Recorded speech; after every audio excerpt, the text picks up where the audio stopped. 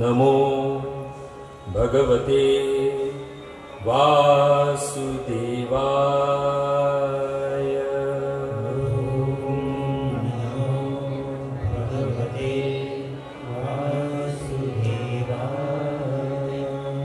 ओम नमो भगवते वासुदेवाय।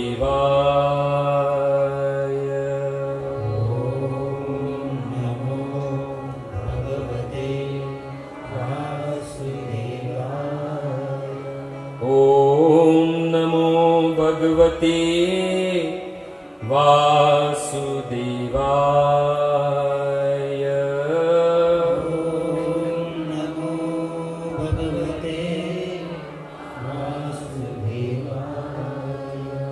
नारायणं नमस्कृत्यं नरं चैव नरोत्तमं देवीं सरस्वतीं व्यासं ततो जयमुदीरये।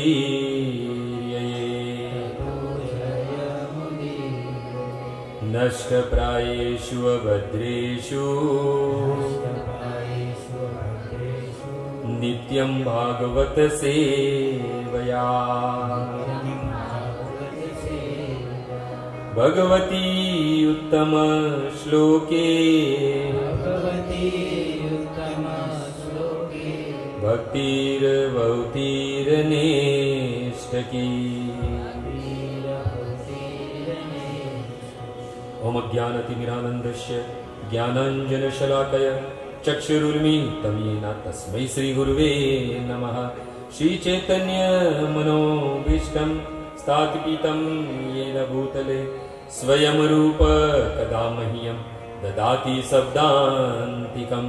नमोऽहं विष्णुपादाय कृष्णप्रेष्ठाय भूतले श्रीमते भक्तिवेदान्त स्वामिनिति नामिने। नमस्ते सारस्वते देवे गौरवाणी प्रचारिणे निर्विशेष शून्यवादी पाश्चात्यदेशतारिणे। हे कृष्ण करुणा सिंधु दीनबंधु जगतपते गोपेश गोपिकाकांत राधाकांत नमोस्तुते। तप्त कांचन गौरांगी श्रीराधे वृंदावनेश्वरी वृषभानुसुते देवी प्रणमामि हरिप्रिये। वाञ्छाकल्पतरुभ्यश्च कृपा सिन्धुभैव च पतितानां पावनेभ्यो वैष्णवेभ्यो नमो नमः। जय श्री कृष्ण चैतन्य प्रभु नित्यानंद श्री अद्वैत गदाधर शिवासादि श्री गौर भक्त वृंद। हरे कृष्ण कृष्ण कृष्ण हरे हरे, हरे राम राम राम हरे हरे। हरे कृष्ण कृष्ण कृष्ण हरे हरे, हरे राम राम राम हरे हरे। हरे कृष्ण कृष्ण कृष्ण हरे हरे, हरे राम राम राम हरे हरे। मेरे पीछे पीछे श्लोक दोहराइएगा। कृष्णाय वासुदेवाय देवकी नंदनाय च नंदगोपकुमाराय गोविंदाय नमो नमः। मखेश्वरी क्रियेश्वरी स्वधेश्वरी सुरेश्वरी त्रिवेदवारतीश्वरी प्रमाणशासनेश्वरी रमेश्वरी क्षमेश्वरी प्रमोदकाननेश्वरी ब्रजेश्वरी ब्रजादिपे श्रीराधिके नमोस्तुते श्रीराधिके नमोस्तुते। जय जय राधा रमण जय जय नवल किशोर जय गोपी चित चोर प्रभु जय जय माखन चोर जय जय माखन चोर। श्री कृष्णचंद्र भगवान की श्री रामचंद्र भगवान की जगत गुरु श्रील प्रभुपाद की।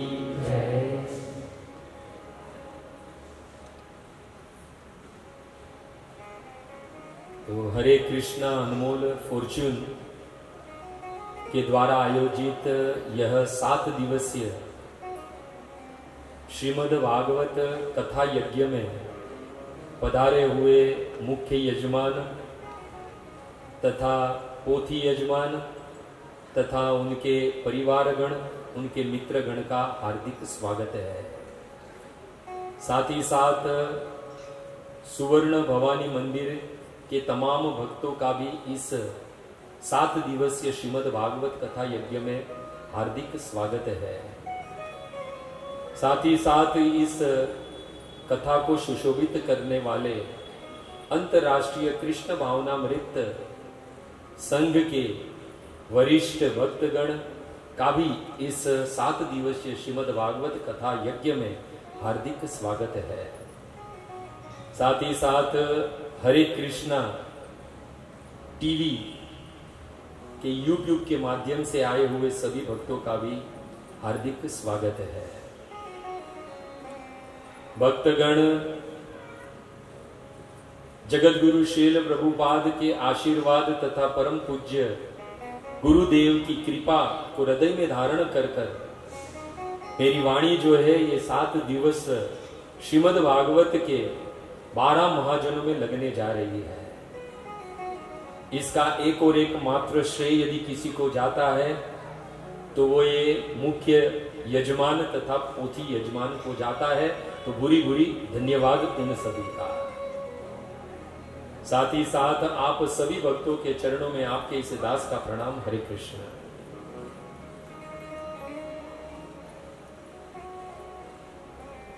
श्रीमद् भागवत कथा यज्ञ का शुभारंभ हम करने जा रहे हैं। तो 7 दिवसीय ये कथा निर्विघ्न पूर्ण हो, इसके लिए सर्वप्रथम जो है हम विघ्न विनाशक नरसिंह भगवान को याद करें। तो आइए इस प्रथम सत्र का शुभारंभ हम नरसिंह आरती से करें। नमस्ते नरसिंहाय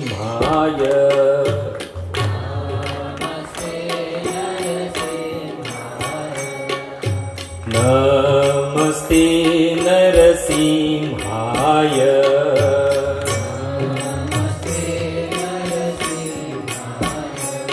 प्रहलाद लाददायिने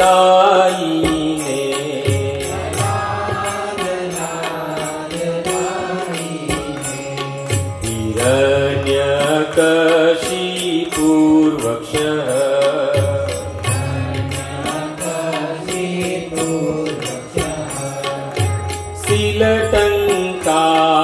शीलटङ्कानकालये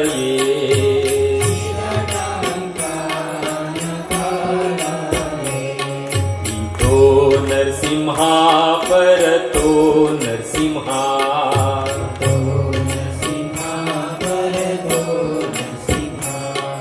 इतो नरसिंहा परतो नरसिंहा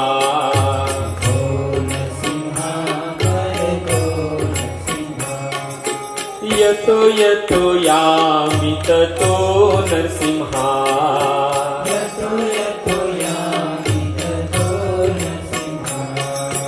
वीर नरसिंहा हृदये नरसिंहा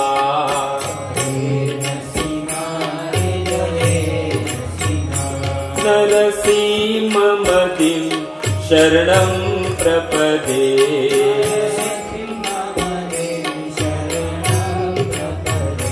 नरसिंहमदिं शरणं प्रपदे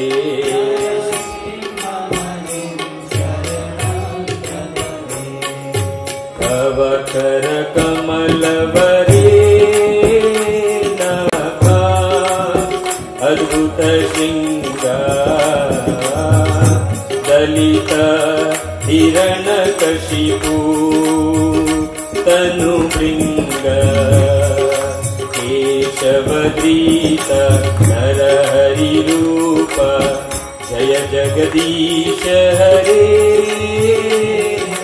जय जगदीश हरे जय जगदीश हरे तव कर कमलवरे नखा अद्भुत श्रृंगार दलित हिरण्यकशिपु तनुभृंग केशवदीता नरहरि रूप जय जगदीश हरे जय जगदीश हरे जय जगदीश हरे नरसिंहदेव जय नरसिंहदेव विघ्न विनाशक नरसिंहदेव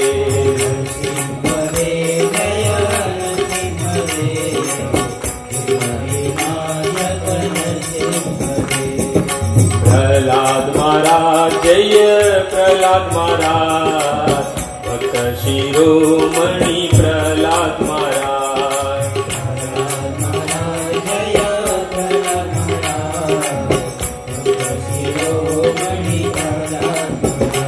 जय जय प्रभुपाद प्रभुपाद प्रभुपाद प्रभुपाद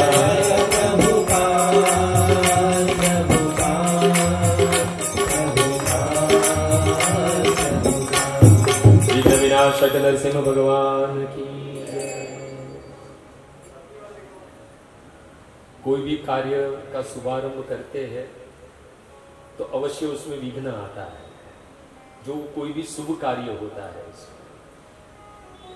तो ये 7 दिवस हमारी ये भागवत कथा जो है निर्विघ्न पूर्ण हो, इसके लिए हमने नरसिंह भगवान का स्मरण किया। साथ ही साथ कोई शुभ कार्य यदि हम प्रारंभ करते हैं तो गजानन गणपति को भी याद करना होता है।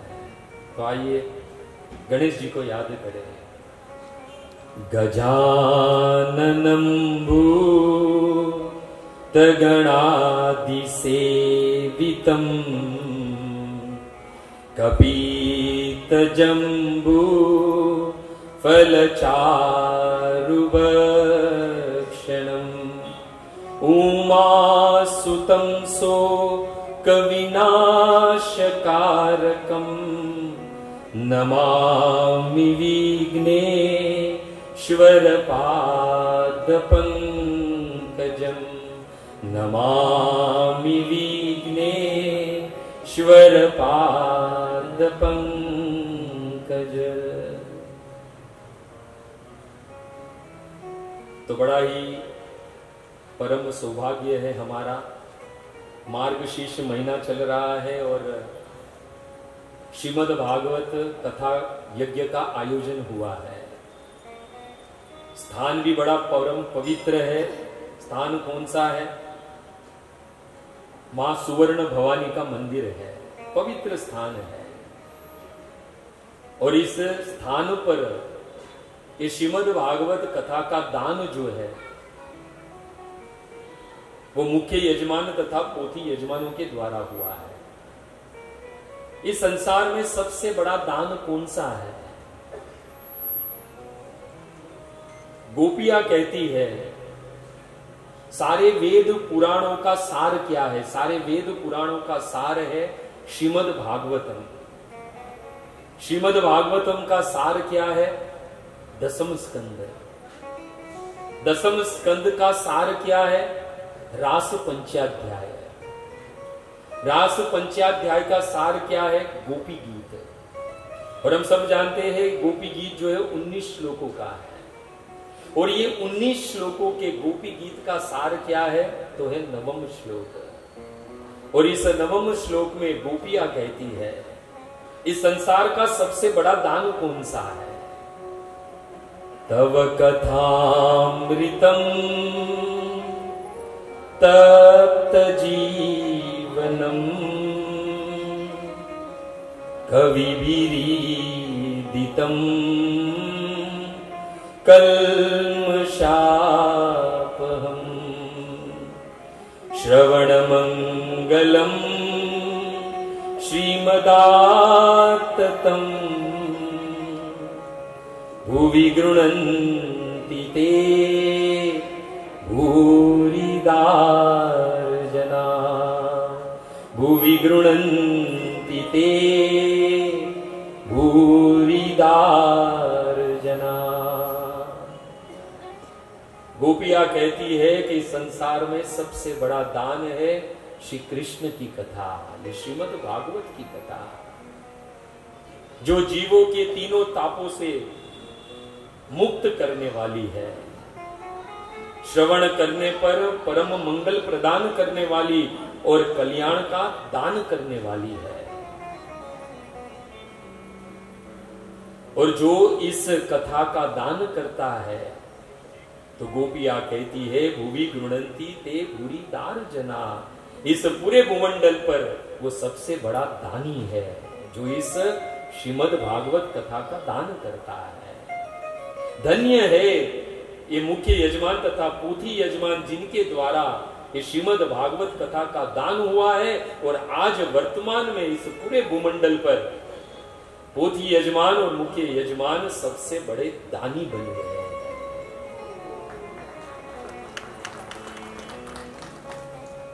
ऐसे तो देखा जाए तो संसार में कहते हैं कि प्यासे को जल पिला दो, भूखे को रोटी खिला दो, ये सबसे बड़ा दान है।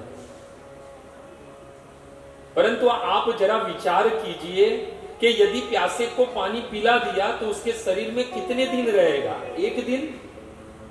यदि भूखे को भोजन करवा देते हो तो वो भोजन कितने दिन उसके शरीर में रहेगा?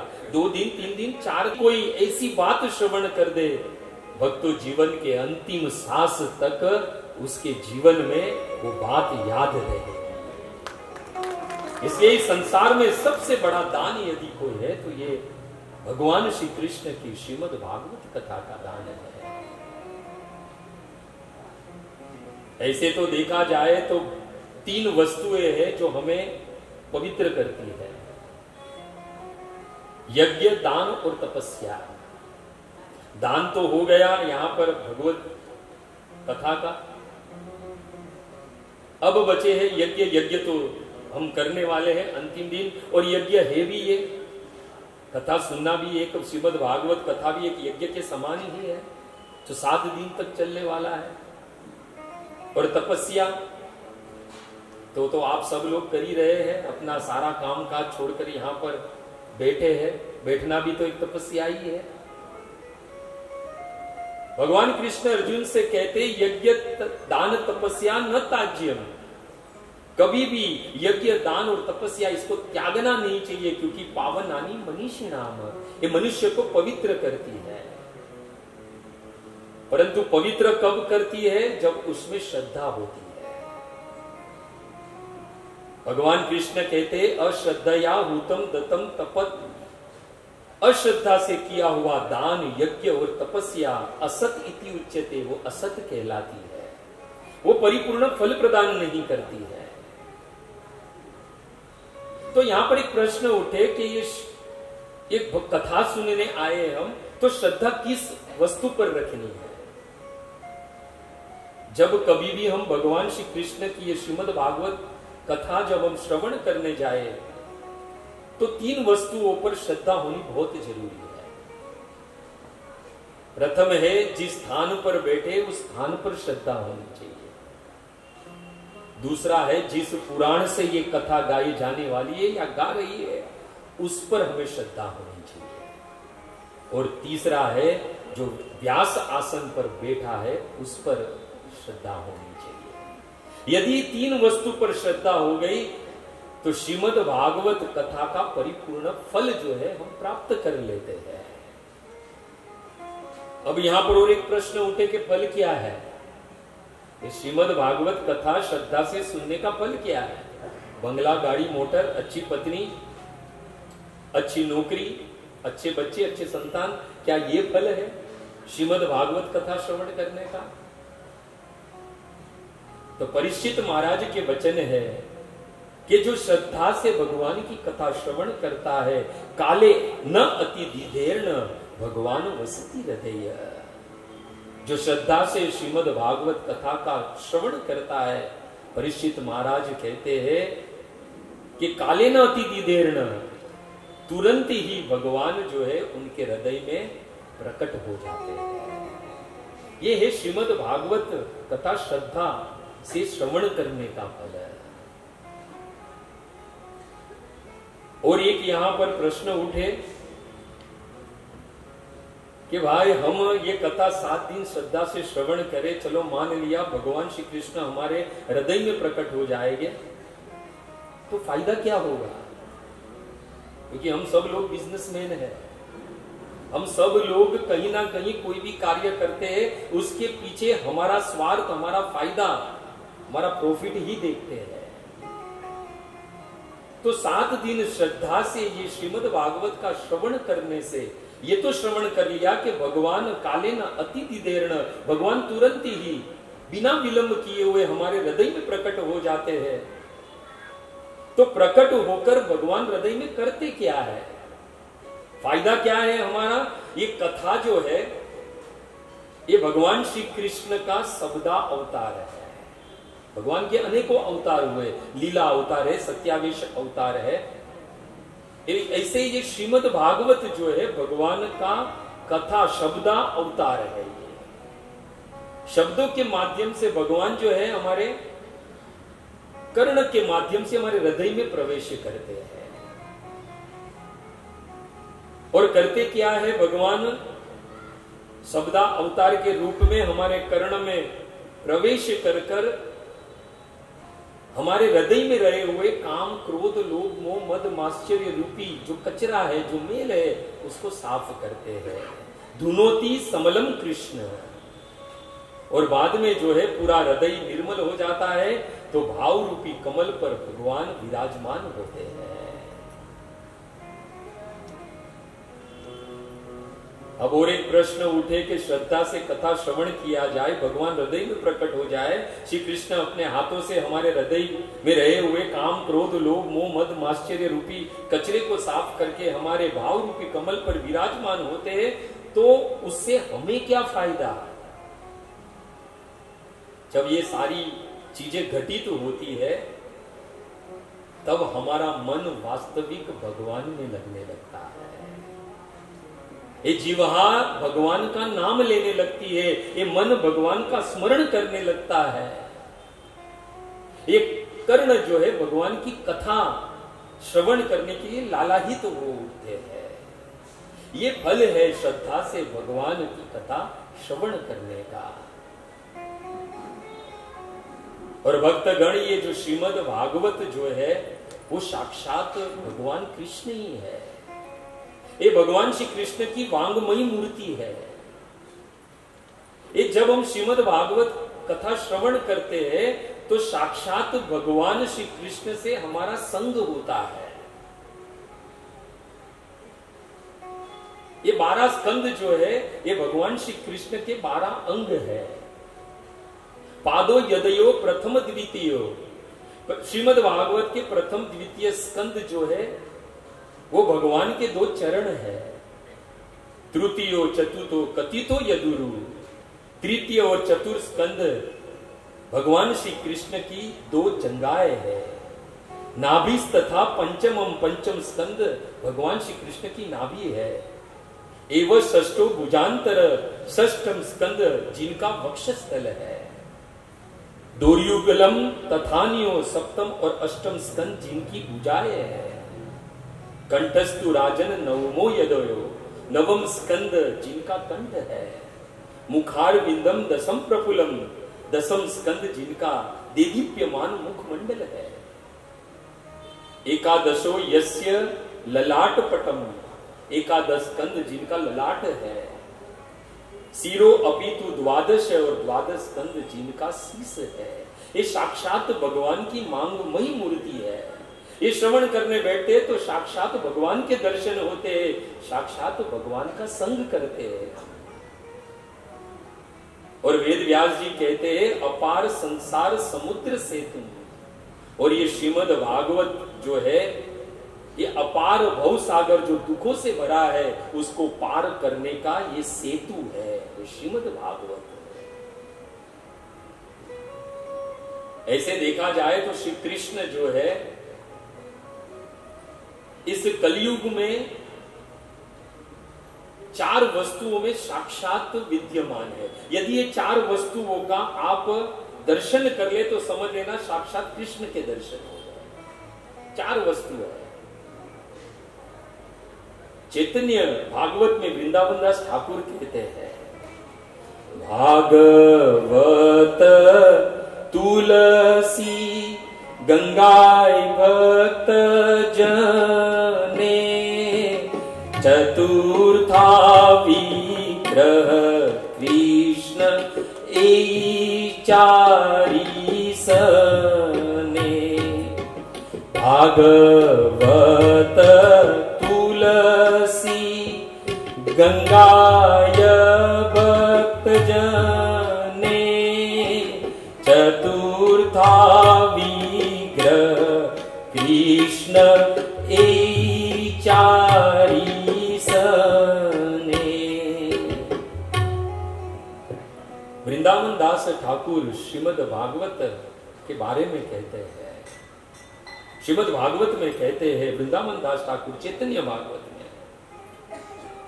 कि साक्षात भगवान कृष्ण जो है चार वस्तुओं में इस कलयुग में विद्यमान है। यदि इनके दर्शन हो जाए तो समझ लेना चाहिए कि साक्षात भगवान श्री कृष्ण के दर्शन हो गए।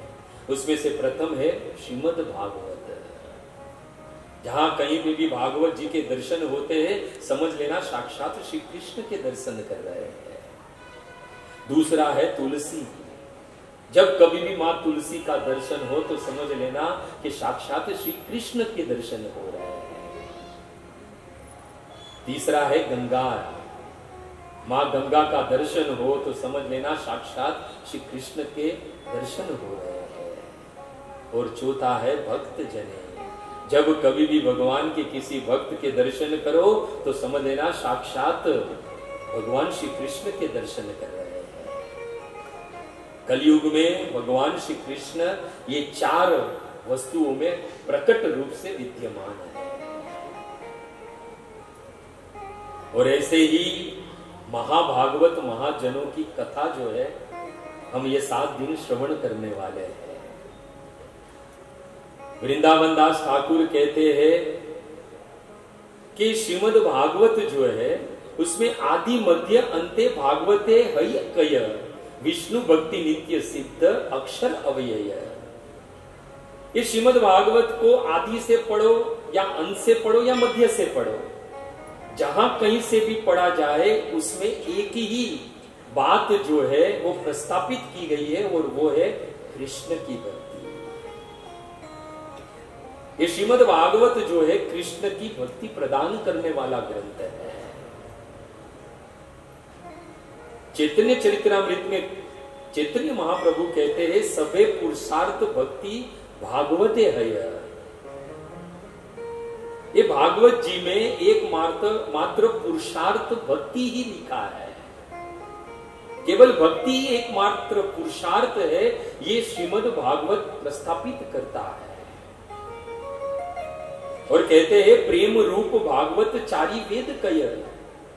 चारों वेदों का कहना है भागवत प्रेम स्वरूप है, ये प्रेमा भक्ति प्रदान करने वाला ग्रंथ है, पुराण है। ये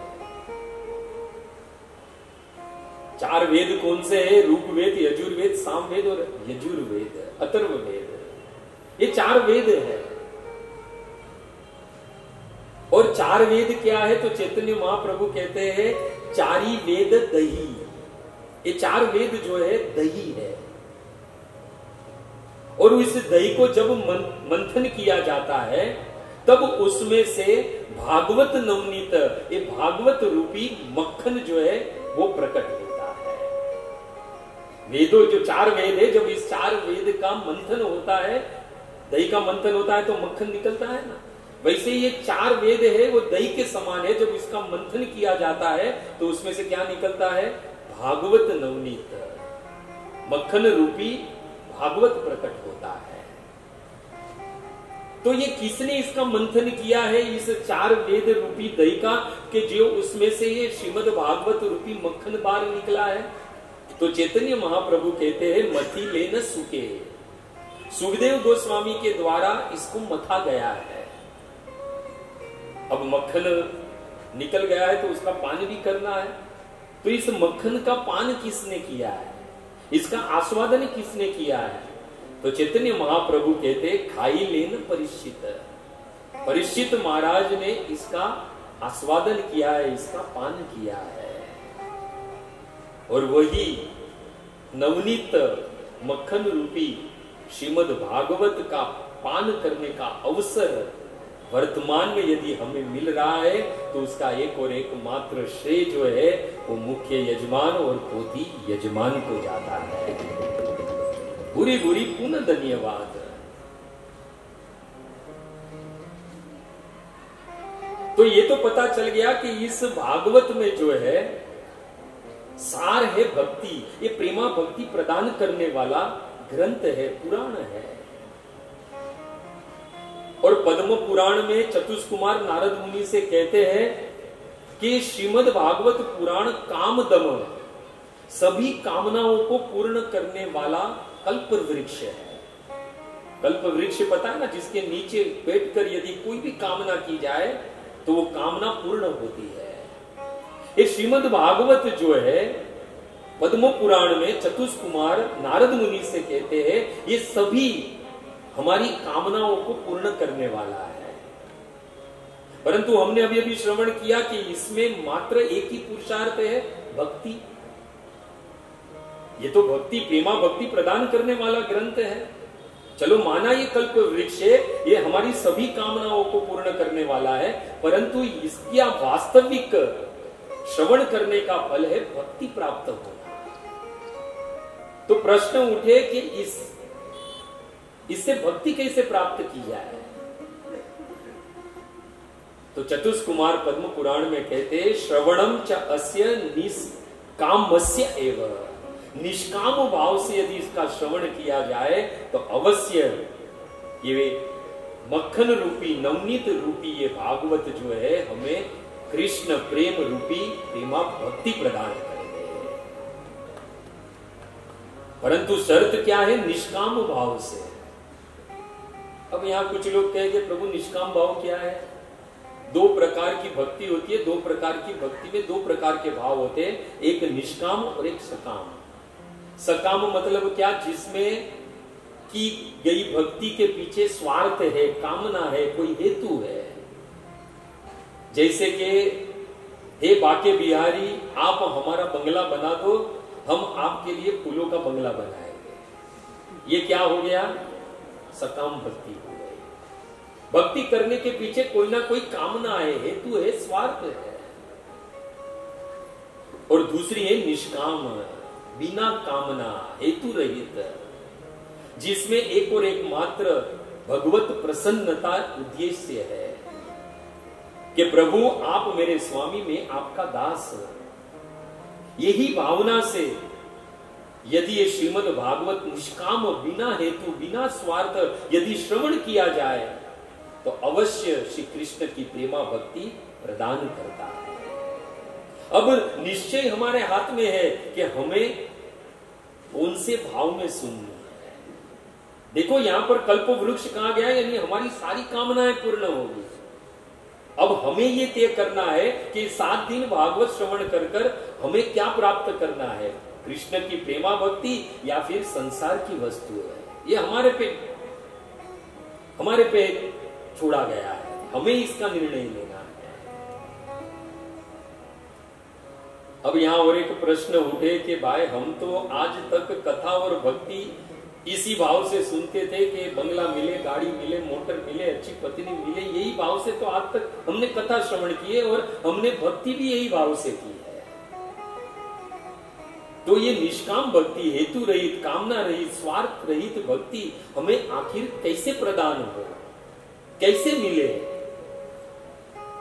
तो ये निष्काम भक्ति जो है हमें महाजन प्रदान करते हैं।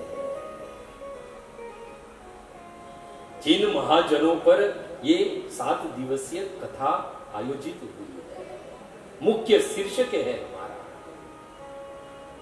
आप कहोगे हमने तो ये पहली बार सुना महाजन, ये महाजन कौन है? महाजन किसे कहते हैं और ये करते क्या है? पहले तो ये समझ लीजिए महाजन कौन है। महाजन वो है जो जानते हैं भगवान कौन है। पहले तो ये समझ लीजिए, बड़ा कंफ्यूज है हमारे में कि भगवान कौन है। पहले तो हमें पता ही नहीं भगवान कौन है।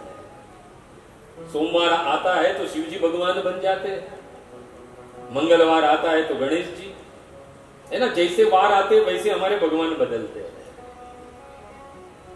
शनिवार आता है तो हनुमान जी, और हनुमान जी के पास जाके मांगते भी क्या है कि हमारी शादी हो जाए। अरे वो रहे बाल ब्रह्मचारी, वो कहां हमारी शादी करवाएंगे भाई?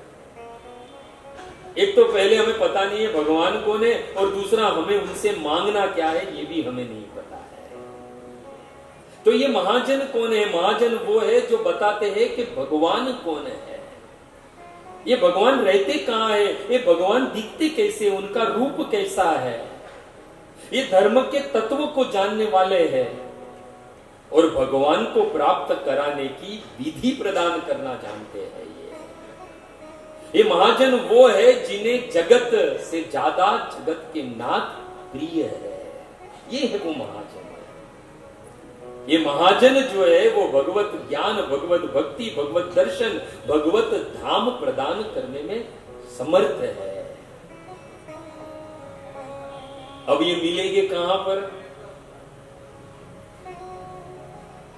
तो ये मिलेंगे यही श्रीमद् भागवत में। और एक विडंबना है आजकल तो हमारे कि हमें पता ही नहीं है कि श्रीमद् भगवद गीता और श्रीमद् भागवत ये दोनों अलग अलग विषय है। ये दोनों अलग अलग विषय है। 90% लोगों को पता ही नहीं है कि श्रीमद् भागवत क्या है और श्रीमद् भगवद गीता क्या है। लोग समझते दोनों एक ही है। श्रीमद् भगवद गीता वो है जो भगवान श्री कृष्ण ने कुरुक्षेत्र की भूमि पर अर्जुन को जो ज्ञान दिया, वो है श्रीमद् भगवद गीता। 700 श्लोकों की ये भगवद गीता है। रविवार का दिन और एकादशी की तिथि, ये है श्रीमद् भगवद गीता। और श्रीमद् भागवत क्या है? श्रीमद् भागवत वो है जो सुखदेव गोस्वामी ने परीक्षित महाराज को गंगा के तट पर 7 दिन 7 रात तक सुनाया, जिसके श्रवण करने के बाद परीक्षित महाराज भगवत धाम को प्राप्त हुए।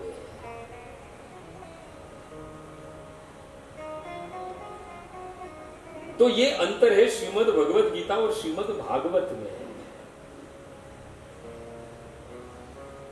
तो चलते हैं, प्रवेश करते श्रीमद् भागवत में, जहां ये महाजन हमें मिलेंगे। भागवत जी का 5वां स्कंद और 24वां अध्याय, अंतिम अध्याय, जिसमें सुखदेव गोस्वामी ने परीक्षित महाराज को 28 नरकों का वर्णन किया। जैसे 28 नरकों का वर्णन परीक्षित महाराज ने सुना, परीक्षित महाराज कांप उठे। तुरंत ही हाथ जोड़कर सुखदेव गोस्वामी से प्रार्थना करने लगे कि हे महाभाग, अब मुझे ज्यादा नहीं सुनना इस नरक के बारे में। अब मुझे ये बताइए कि किस तरह मनुष्य इस नारकीय स्थिति में प्रवेश करने से बच जाए। जिस नरक में भीषण यातना है, उस यातना से मनुष्य कैसे बच जाए, इसके बारे में मुझे बताइए। सुखदेव गोस्वामी बड़े प्रसन्न होते हैं और सुखदेव गोस्वामी जो है कान्य कुंजे द्विज कनौज गांव के एक ब्राह्मण की कथा सुनाते हैं। कनौज गांव जो कानपुर है आज, ऐसे तो कनौज गांव का एक बड़ा प्रख्यात एक वाक्य है। हमारे परम पूज्य गुरु देव कहते हैं 3 कनौजिया 13 चूल्हा। क्या है? 3 कनौजिया 13 चूल्हा। ये जो कनौज गांव के जो ब्राह्मण है ना, बड़े शुद्ध होते हैं। वो एक चूल्हे पर एक ही प्रकार का भोजन बनाते हैं। यदि दूसरा भोजन बनाता है तो दूसरा चूल्हा चाहिए। यानी एक चूल्हे पर 2-3 प्रकार के भोजन नहीं बनाते हैं, एक चूल्हे पर एक ही प्रकार के भोजन बनाते हैं। इतने शुद्ध होते ये कनौज के ब्राह्मण। और उसी कनौज गांव में जो है एक अजामिल नाम का ब्राह्मण रहता था। सुखदेव गोस्वामी कहते कच्चित दासीपति ब्राह्मण था, परंतु एक वेश्या का पति था। नष्ट सदाचारों, ब्राह्मण के सभी सदाचारों को नष्ट कर चुका था। क्यों? दास्या संसर्ग दूषित। पहले ब्राह्मणों के गुणों से युक्त था, परंतु वेश्या की संगति से दूषित हो चुका था। उसकी जीविका कैसी थी, वो क्या करता था? तो सुखदेव जी कहते बंदी अक्षय कतवे चोरिय। वो स्त्री और बालकों का अपहरण कर लेता था और बाद में सारा धन उससे लूट लेता था। जुआ खेलता था, किसी से पैसे उधार लेता था पर कभी चुकाता नहीं था, और चोरी करना उसका पेशा था। विभ्रत कुटुंबम, इस प्रकार वो अपने परिवार का भरण पोषण करता था।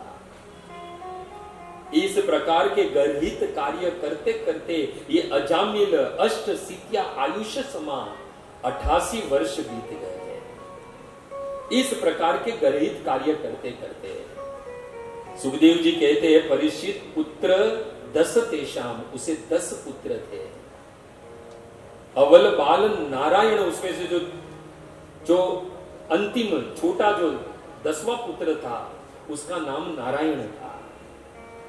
संत गण महात्मा गण उसके पीछे ये सुनाते हैं कि एक बार इस कनौज गांव में कुछ संत और महात्मा गण आए। रात हो चुकी थी तो ढूंढने लगे कि ये तो कनौज गांव है, इसमें सब ब्राह्मण शुद्ध रहते हैं। तो पूछा कि इस कनौज गांव में सबसे शुद्ध ब्राह्मण कौन है। वहां पर कुछ बच्चे खेल रहे थे तो विनोद में कह दिया कि इस कनौज गांव में सबसे शुद्ध ब्राह्मण है ये अजामिल।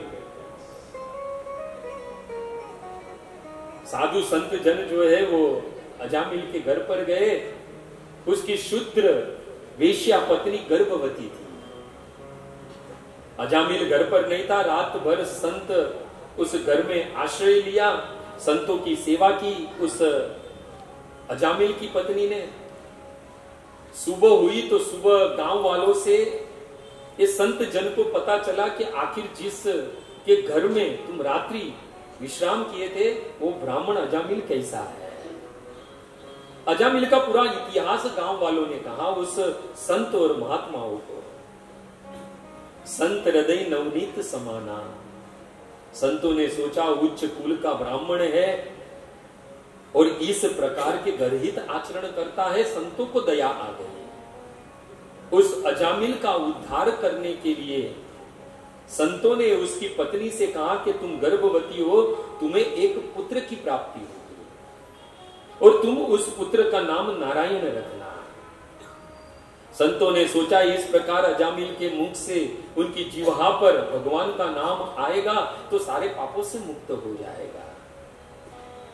संत गण आगे बढ़े और समय बीता और अजामिल की पत्नी जो है वो गर्भवती थी। उसने एक पुत्र को जन्म दिया।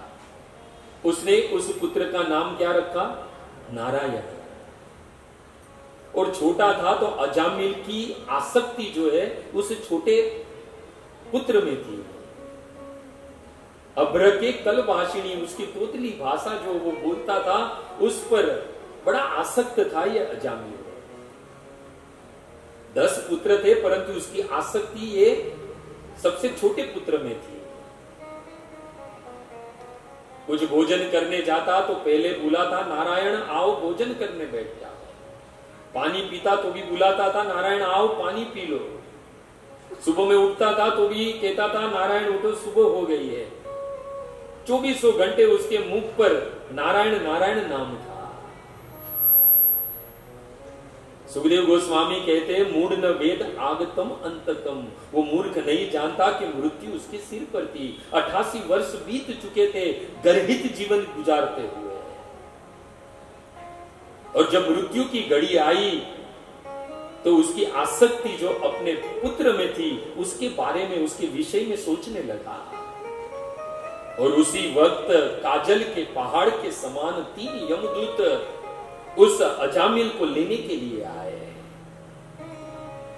जिसे देखते आंखें बाहर आ जाए, मुंह सूख जाए, वाचा बंद हो जाए, पूरे जीवन किए हुए बुरे कर्मों का स्मरण आ जाए, मल मूत्र त्याग दे, वैसे काजल के पहाड़ के समान भयंकर वो 3 दूत आए, जिसे देखकर अजामिल बड़ा ही भयभीत हुआ, कांपने लगा। उस यम के दूतों ने अजामिल के गले में मृत्यु का पास डाला और धीरे धीरे उसकी आत्मा को खींचने लगे। उस वक्त उसके निकट में यही उसका छोटा पुत्र नारायण खेल रहा था। उसे लगा कि यदि ये 3 भयंकर आदमी को देख लेगा तो मेरा पुत्र जो है वो डर जाएगा, इसलिए तुरंत ही मुख से नारायण नारायण तुम यहां से जाओ, नारायण नारायण उसके मुख से नाम निकला, जो कि नाम किसका था? उसके पुत्र का था। सुखदेव गोस्वामी कहते हैं, निसम्य म्रियमाणस्य मुक्तो हरि कीर्तनम। मरणासन अवस्था में उस अजामिल के मुख से भगवान नारायण का नाम निकला। भर्तु नाम अपने स्वामी का पवित्र नाम सुनकर पार्षदा सहसा पतन, तुरंत ही विष्णु दूत वहां पर प्रकट हो गए। यमदूत 3 थे और विष्णु दूत कितने आए? 4 आए। अब जो विष्णु दूत ने जो है वो तो यमदूत तो तैयारी कर रहे थे, पास डाल चुके थे, उसके आत्मा को खींच रहे थे, उसके प्राणों को खींच रहे थे। तुरंत ही ये विष्णु दूत ने यमदूतों को रोका। यमदूतों को रोका तो यमदूतों ने कहा कि आप कौन हो? दिखने में तो आप कोई देवता लग रहे हो।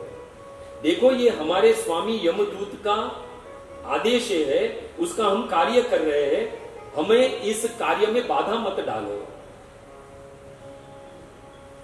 तब उस विष्णुदूत ने यमदूतों से कहा कि देखो इस आदमी ने, इस अजामिल ने हमारे स्वामी का नाम पुकारा है, उसके मुख से हमारे स्वामी का पवित्र नाम निकला है, इसलिए अब ये हमारे स्वामी के धाम जाएगा, इस पर अब हमारा अधिकार है।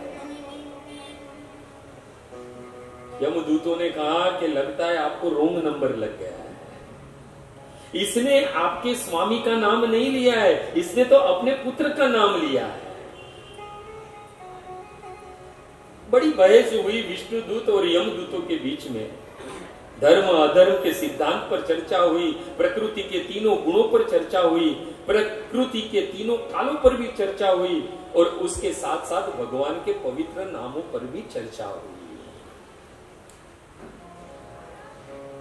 विष्णुदूत यमदूतों से कहते हैं कि अज्ञानात अथवा ज्ञानात उत्तम श्लोक नाम यत। यमदूतों ने कहा इसने तो अपने पुत्र का नाम लिया है, ये तो बड़ा पापी है, पूरा जीवन इसने गर्हित कर्म किए हैं, अधर्म के मार्ग पर चला है, दूसरों को बड़ा कष्ट दिया है, ये पापी है, और इसने अपने पुत्र का नाम लिया है। विष्णुदूत कहते हैं चाहे जाने और अनजाने में यदि कोई उत्तम श्लोक हमारे भगवान का पवित्र नाम लेता है, अधम पुंस देहत एद यथा अनल। जैसे अग्नि सूखी घास को जलाकर राख कर देती है, वैसे हमारे स्वामी के पवित्र नाम जो लेता है उसके जीवन भर के सारे पाप जलकर राख हो जाते हैं।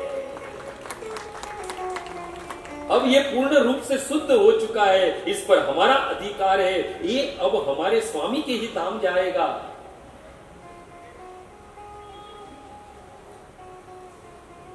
देखो, ये भगवान के नाम में बड़ी ताकत है।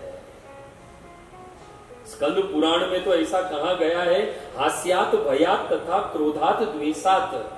हंसकर या फिर भय में या फिर क्रोध में या फिर द्वेष में या फिर स्नेहात या फिर प्रेम से भी सकृत उच्चारण यदि भगवान का नाम लिया जाए, अध हरिच, उसके सारे पाप जो है वो नाम हर लेता है। और इंद्र तो बड़ा सुंदर कहते हैं, इंद्र कहते हैं, नारायणो नाम नरो नराणाम प्रसीद चोर कथित पृथ्व्याम अनेक जन्मा जित पाप संचित हरत्ये शेषम श्रुत मात्र हरत्ये शेषम श्रुत मात्र। इंद्र कहते हैं कि इस पृथ्वी पर एक चोर आया है जिसका नाम क्या है, नारायण है। और ये चोर चोरी क्या करता है, ये चोर जो है वो चोरी करता है मनुष्य के पापों को। तुरंत ही अपने स्वामी यमराज जी से पूछने लगे कि स्वामी हमें बताइए, इस भौतिक जगत में कितने नियंत्रक या शासन है, पहले ये बताओ, क्योंकि परम निर्णायक तो एक ही होना चाहिए और वो आप है। और हमें तो धारणा थी कि तुम एक भूता नाम स्व ईश्वर नाम अधीश्वर, आप ही सारे जीवों के स्वामी हैं और आपका देवताओं पर भी अधिकार है। परंतु आज कुछ हमारे साथ में विचित्र घटना घटी है। उस पापी अजामिल को हम लेने के लिए गए, तब चतुर भी अद्भुत सिद्धे, अद्भुत 4 सिद्ध पुरुष वहां पर प्रकट हुए और आज्ञाते विप्रलंबिता, आपकी आज्ञा का उल्लंघन किया उन लोग ने और छितवा पासन, हमारे पासों को भी काटकर उस अजामिल को उस पास से मुक्त कर दिया। आप हमें ये बताइए कि आपके भी कोई स्वामी है? और ये बताइए नारायण कौन है जिसका नाम उस पापी अजामिल ने लिया और तुरंत वो अद्भुत 4 सिद्ध पुरुष प्रकट हो गए और उसे हमारे पास से मुक्त करवा कर लेकर गए। यमराज जी हंसने लगे। यमराज जी कहते हैं, मेरे प्रिय सेवकों, तुम लोग मुझे सर्वोच्च स्वीकार किया है, किंतु मेरे ऊपर भी कोई है। इंद्र चंद्र समेत अन्य देवताओं के ऊपर भी एक स्वामी तथा नियंता है। वो परम नियंता है जिसके आंशिक रूप ब्रह्मा विष्णु और महेश है। ध्यान से सुनना ये बात, ये यमराज धर्मराज कह रहे हैं कि हम सब पर एक परम नियंता है और उस परम नियंता के आंशिक रूप है ब्रह्मा विष्णु और महेश, जो उनकी आज्ञा से सृजन पालक और संहार का कार्य करते हैं। संपूर्ण जगत उनके नियंत्रण में है। नसी ओतवत, जैसे एक बेल अपने नाक की रस्सी के द्वारा नियंत्रित होता है। हे मेरे प्रिय सेवक, जिस तरह बैलगाड़ी चालक अपने बेलों को वश रखने के लिए नथनुओं से रस्सी निकालकर उसे बांध देता है, उसी प्रकार ये पूर्ण पुरुषोत्तम परम नियंता वेदों में कहे हुए अपने वचन रूपी रस्सी से हम सभी लोग सभी जीवों को बांधे रखते हैं। मानव समाज के विभिन्न वर्णों तथा अन्य कार्यों के वे निर्धारित करते हैं। हे मेरे प्रिय सेवकों, आत्मानम अति अंत रिधि सतम, वो रहते कहाँ है? वो सब जीवों के हृदय में वास करते हैं। और कहते हैं ये जो पूर्ण पुरुषोत्तम परम नियंता है वो स्वतंत्र है, माया अधिपति, माया समेत सभी के स्वामी है। और उनके भक्त कैसे? उनके भक्त रूप गुण तथा स्वभाव से उनके जैसे ही है। और भूतानी विष्णु सुर पूजितानी, और उनके भक्तों को तो देवता भी पूजते हैं। और भगवान के नाम का क्या कहूं मैं? भगवान का नाम धर्म पर स्मृत परम धार्मिक सिद्धांत है। ये भगवान का नाम, वही नाम उच्चारण हरि, वही भगवान हरि नारायण का नाम उच्चारण किया और मृत्यु पाशत मुच्यते, वो अजामिल मृत्यु के पास से मुक्त हो गया। हे मेरे प्रिय सेवकों, मैं तुम्हें सलाह देता हूं कि जिनके मुख से भगवान का नाम निकलता है, उन पूर्ण पुरुषोत्तम के भगवत प्रपन्ना, जो उस पूर्ण पुरुषोत्तम के शरणागत है, उनके निकट कभी मत जाना। आज यम दूतों को, यमराज अपने दूतों को एक सलाह दे रहे हैं कि जो भगवान कृष्ण की भजन भक्ति करता है, जो भगवान राम विष्णु नारायण की भजन भक्ति करता है, जिनके मुख पर उनका पवित्र नाम रहता है, यमराज जी अपने दूतों से कहते उनके निकट भी मत जाना। यमदूत हाथ जोड़कर कहते कि स्वामी क्यों निकट नहीं जाना है? तो यमराज जी कहते हरे गदया अभिगुप्ता, ये जो भगवान के भक्त है वो भगवान की गदा से सुरक्षित है, इसलिए उनके भक्तों को ब्रह्मा काल और मैं स्वयं भी प्रभावाम दंडे, उन्हें दंड देने में समर्थ नहीं।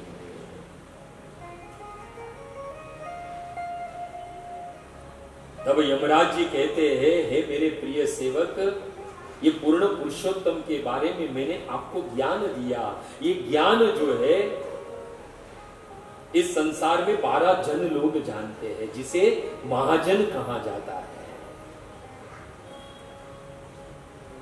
तो यमदूतों ने कहा कि प्रभु, हे स्वामी, वो 12 जन कौन है जिसे महाजन कहा जाता है? भागवत का 6वां स्कंद 3रा अध्याय और 20वां श्लोक आप सबके हाथ में है। यही एक श्लोक जो है हमारी 7 दिवसीय श्रीमद् भागवत कथा का आधार है।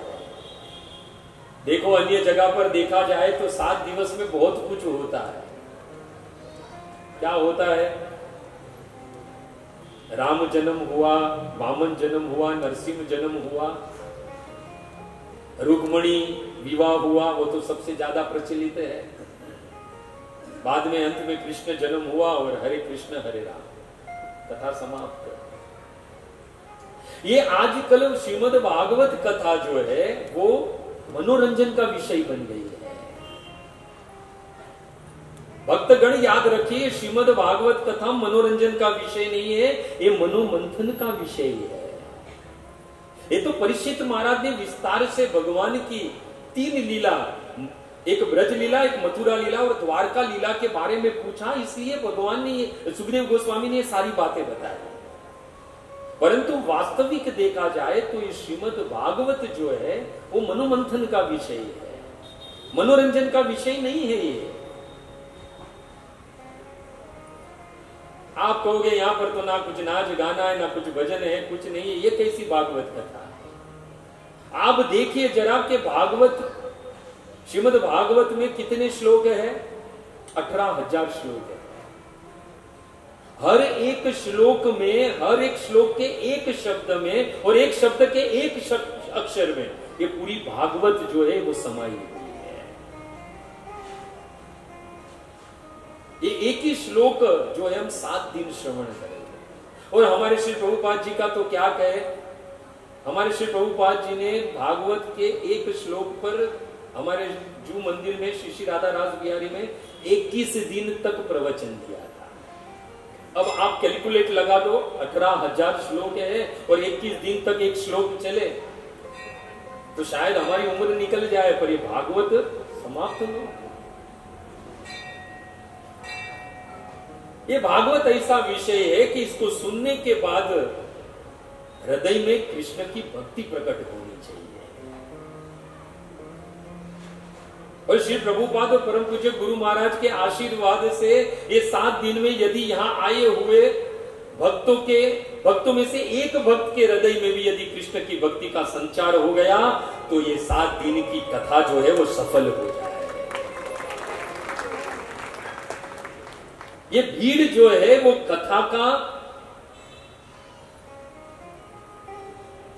कथा जो है वो सफल हुई, ये भीड़ अंदाजा नहीं लगा सकती। एक बात समझ लेना, बहुत सारी कथा होती है, भीड़ लाखों की लगती है, बैठने के लिए जगह नहीं होती है, बड़ा बड़ा पंडाल बनाया जाता है,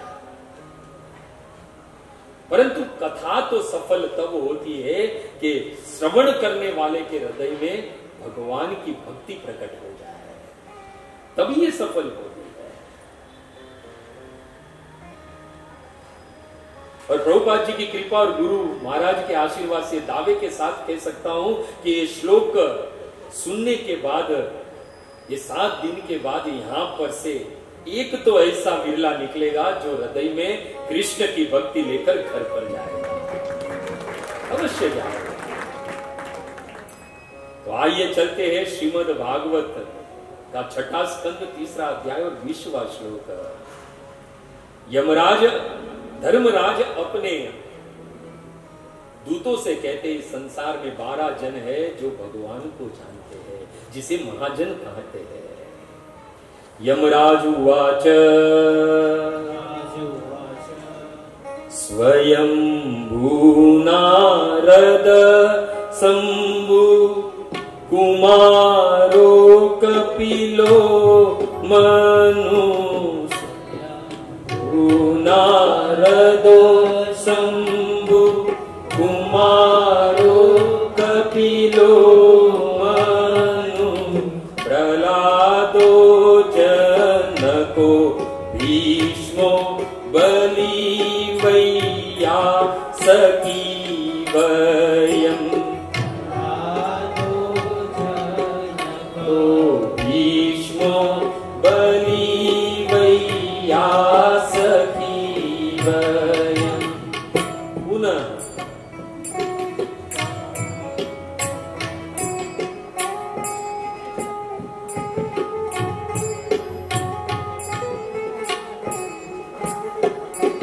स्वयं भूनारदो शंभु कुमारो कपिलो मनु प्रहलादो जनको भीष्मो बलि वैया सखी वयम्। गाइए।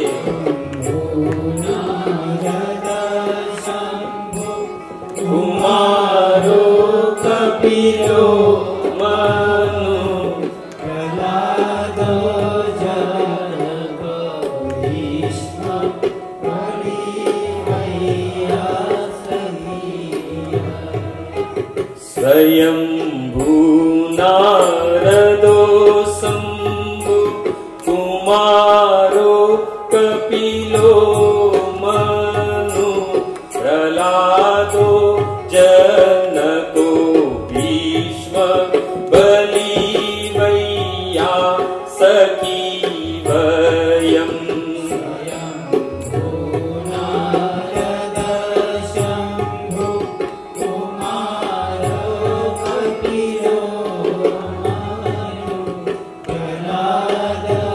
जनको भीष्म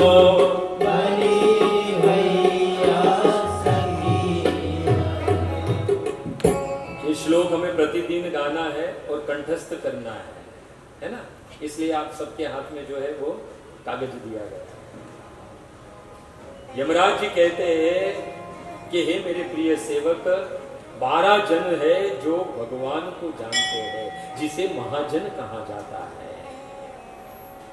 स्वयंभू यानी ब्रह्मा जी, नारद जी, शिव जी, चतुष्कुमार, कपिल मुनि, मनु महाराज, प्रहलाद, जनक, भीष्म, बलि और सुखदेव जी, और स्वयं में वयम में हम 12 जन जो है वो भगवान को जानते हैं।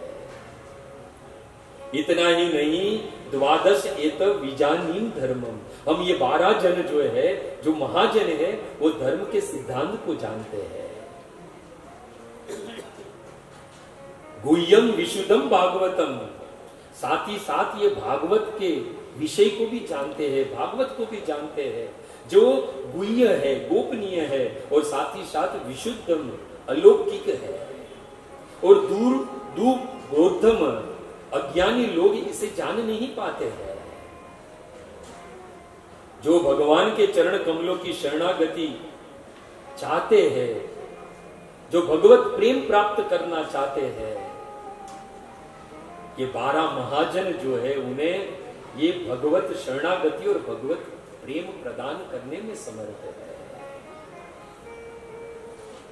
और जो इस ज्ञान को जान लेता है, सुखदेव गोस्वामी कहते हैं कि तुरंत ही भगवत धाम को प्राप्त हो जाता है।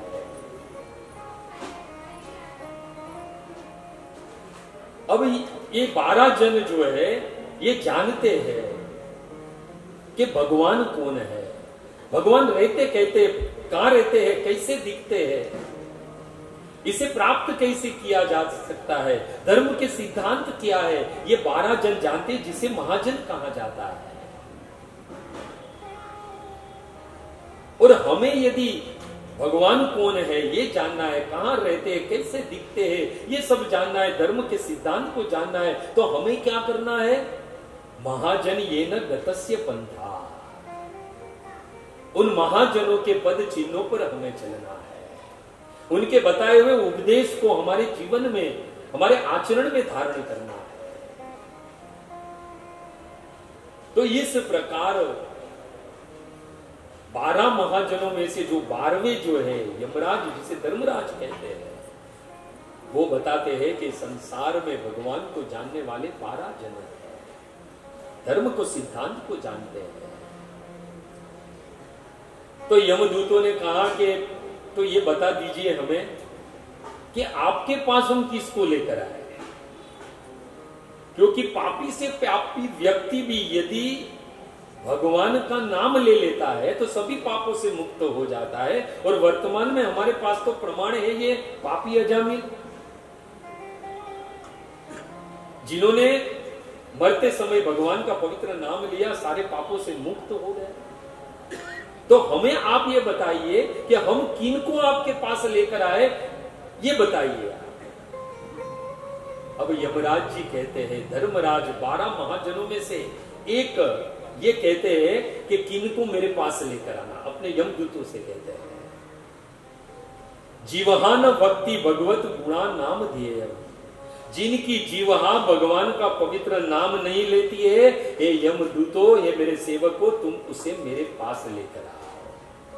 दूसरा कहते हैं कि चेतस न स्मरति तत् चरणारविंद, जिन्होंने एक बार भी भगवान के चरण कमलों का स्मरण नहीं किया है, हे मेरे प्रिय सेवकों, आप उसे मेरे पास लेकर आओ। और नो नमति यत सिर एकाद अपि, यदि किसी का शीश एक बार भी भगवान के चरणों में नहीं झुका है, आप लोग उसे मेरे पास लेकर आओ, मैं अपने हाथों से उसे दंड दूंगा। ये 12 महाजनों में से 12वें महाजन यमराज धर्मराज के वचन है।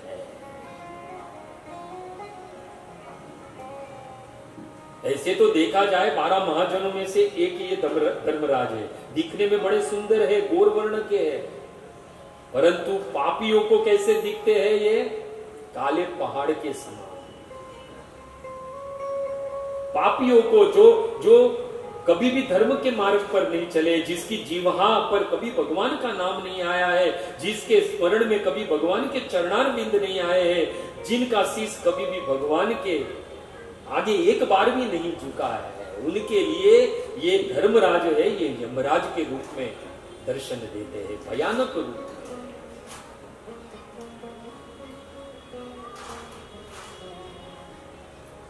इसलिए ये समझिए कि ये 12 महाजन जो है ये हमें बताते हैं,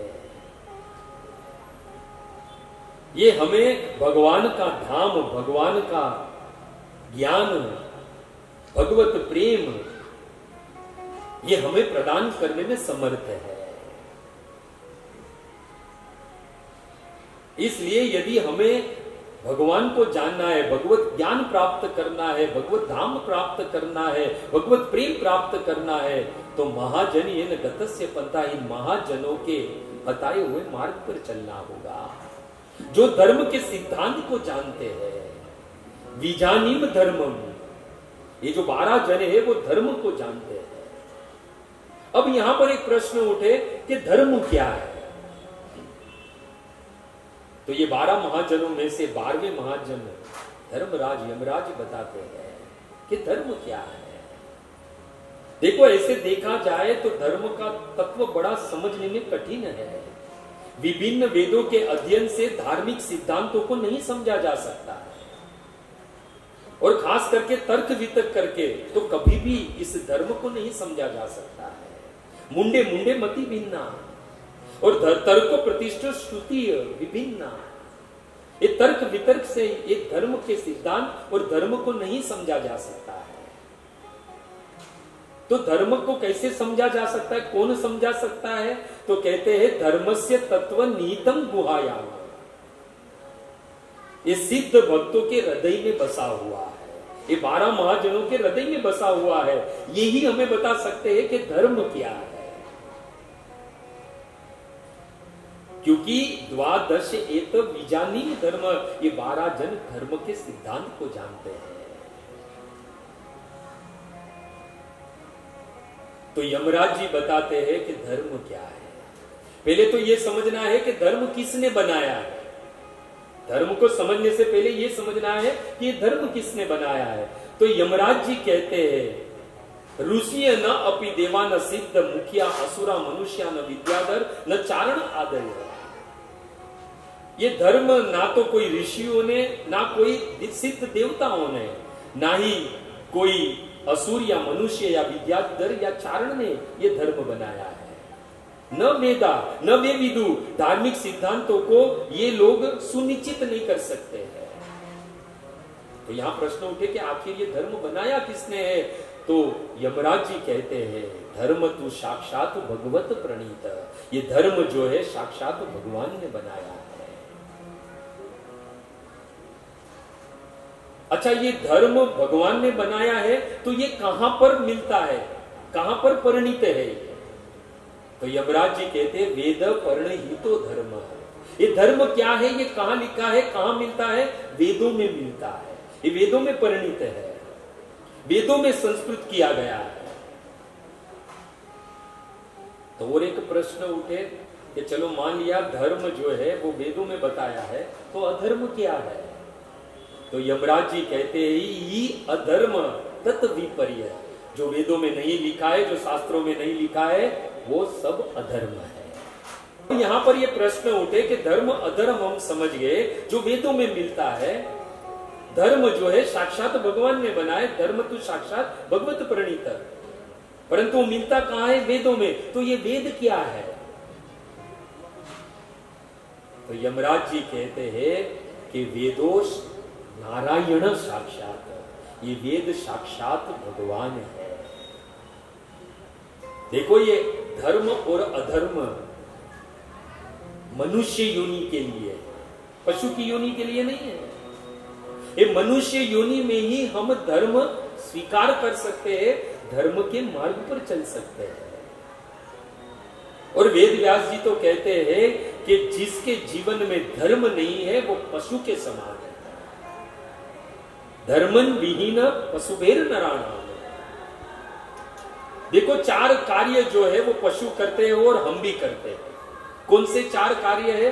आहार, निद्रा, भय और मैथुन। भोजन करना, निद्रा करना, भय पशु को भी है, भय हमें भी है मृत्यु का, और साथ ही साथ जो है मैथुनम च, प्रजा की उत्पत्ति वो भी करता है और हम भी संतान की उत्पत्ति करते हैं। ये 4 कार्य हम करते हैं, वही 4 कार्य पशु करते हैं। परंतु यदि हम पशु से ऊपर उठना चाहते हैं तो धर्म को स्वीकार करना पड़ेगा। वेद व्यास जी कहते हैं, धर्मो ही तेषामो अधिको विशेष, धर्मेण विहीन पशुभेन समाना। ये धर्म ही है जो हमें पशु से ऊपर उठाता है। यदि जीवन में धर्म नहीं है तो वो पशु के समान है। और आजकल ये धर्म इतना नीचे क्यों गिरता जा रहा है?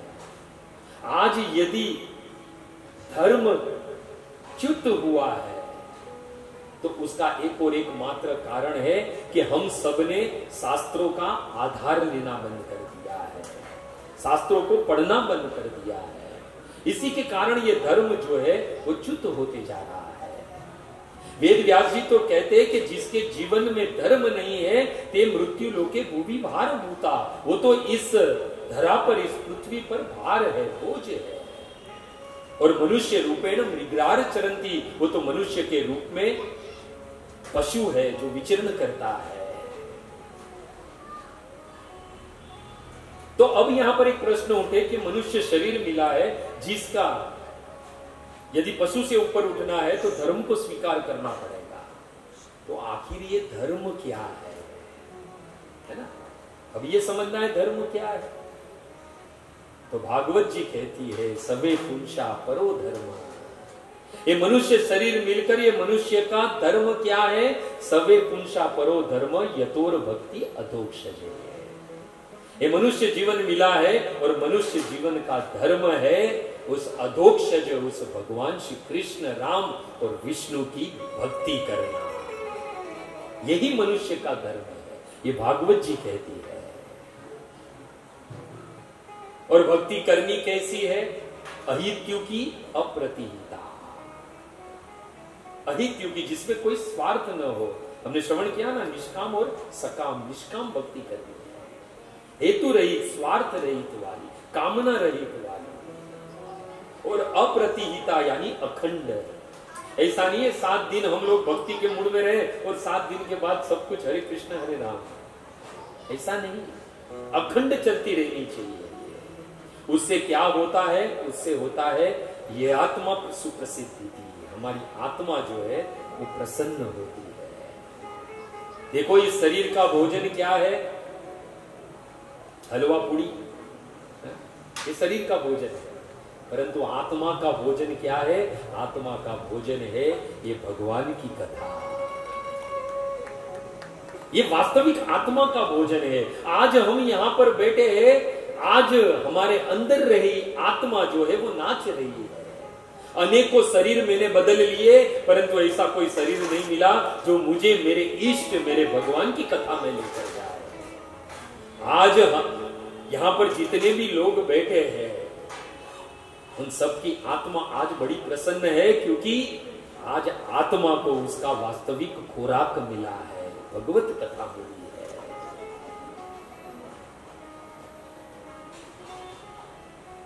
तो यहां पर और एक प्रश्न उठे, ये अहित्यु की, ये अप्रतिहिता वाली भक्ति जो है, अकारण निष्काम अखंड भक्ति जो है, वो कैसे करे?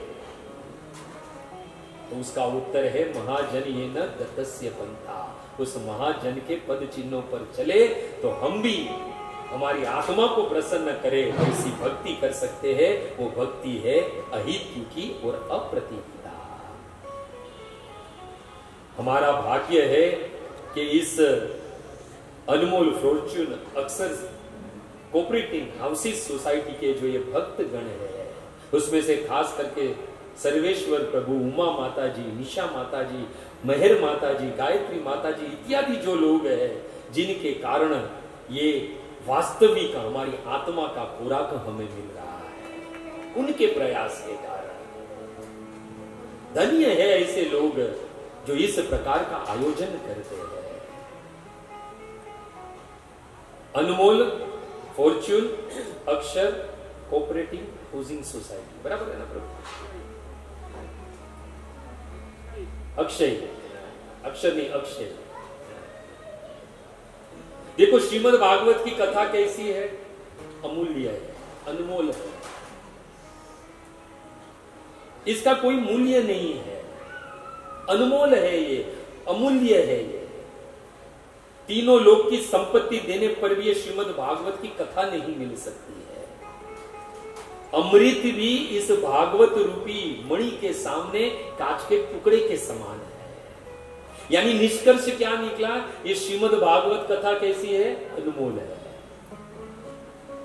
और ये प्राप्त कब होती है, कब श्रवण करने का अवसर मिलता है, भाग्योदयन बहुजन में समर्जित है, जब हमारे भाग्यों का उदय होता है तब जाकर हमें ये श्रीमद् भागवत कथा श्रवण करने को मिलती है।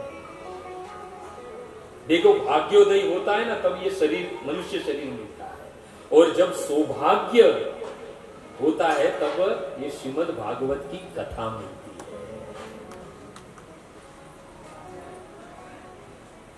तो बड़ा भाग्यवान होता है जिसे ये कथा श्रवण करने को मिलती है। यानी एक ये अमूल्य है, अनमोल है, और दूसरा इसको श्रवण करने वाला फॉर्चुनेट, उसके बाद भाग्य का उदय हो चुका है, बड़ा भाग्यशाली है।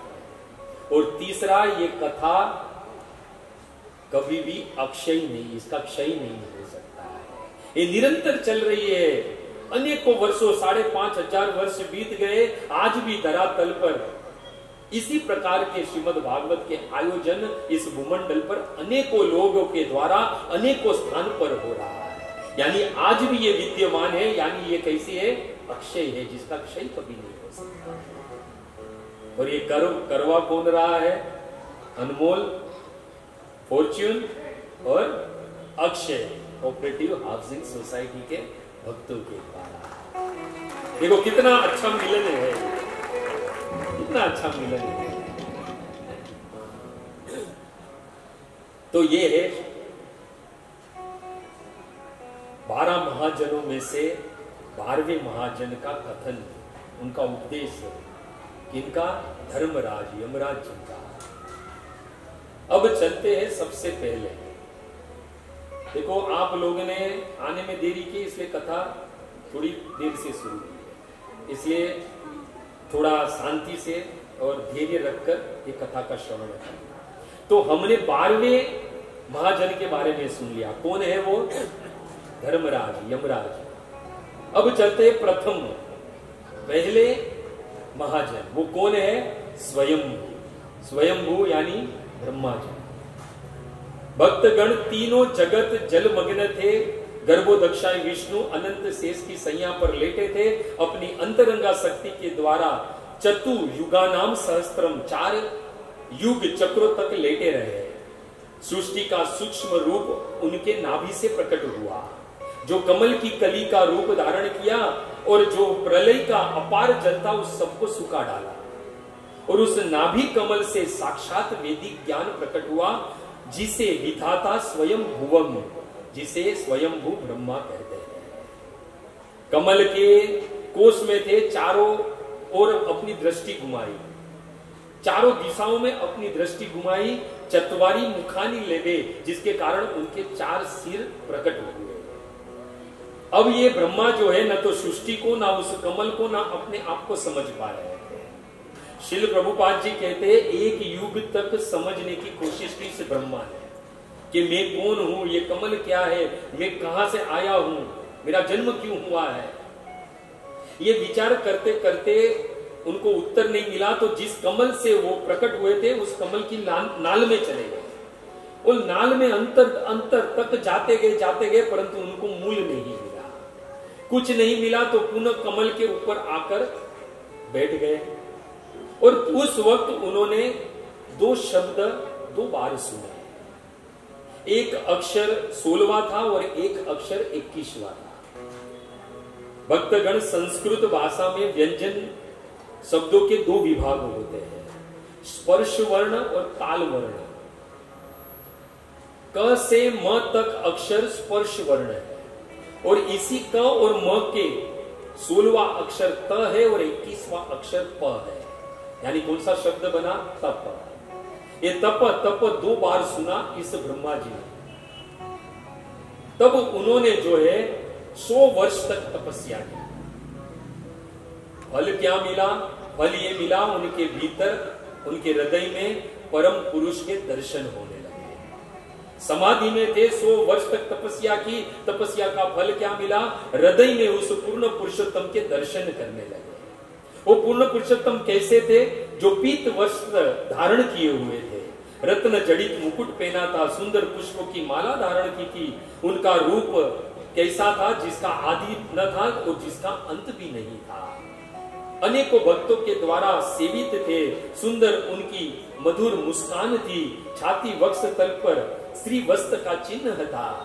इस प्रकार भगवान के सुंदर मनोहर रूप का दर्शन किया और उस दर्शन करके रजोगुणों से प्रेरित होकर सृष्टि सर्जन का कार्य करने के लिए उन्मुख हुए और उस सृजन कार्य के लिए शक्ति प्रदान करने के लिए भगवान ने उन्हें एक गोपनीय ज्ञान दिया। वो ज्ञान भक्ति के द्वारा ही प्राप्त हो सकता था। वो ज्ञान भगवान ने ब्रह्मा जी को दिया।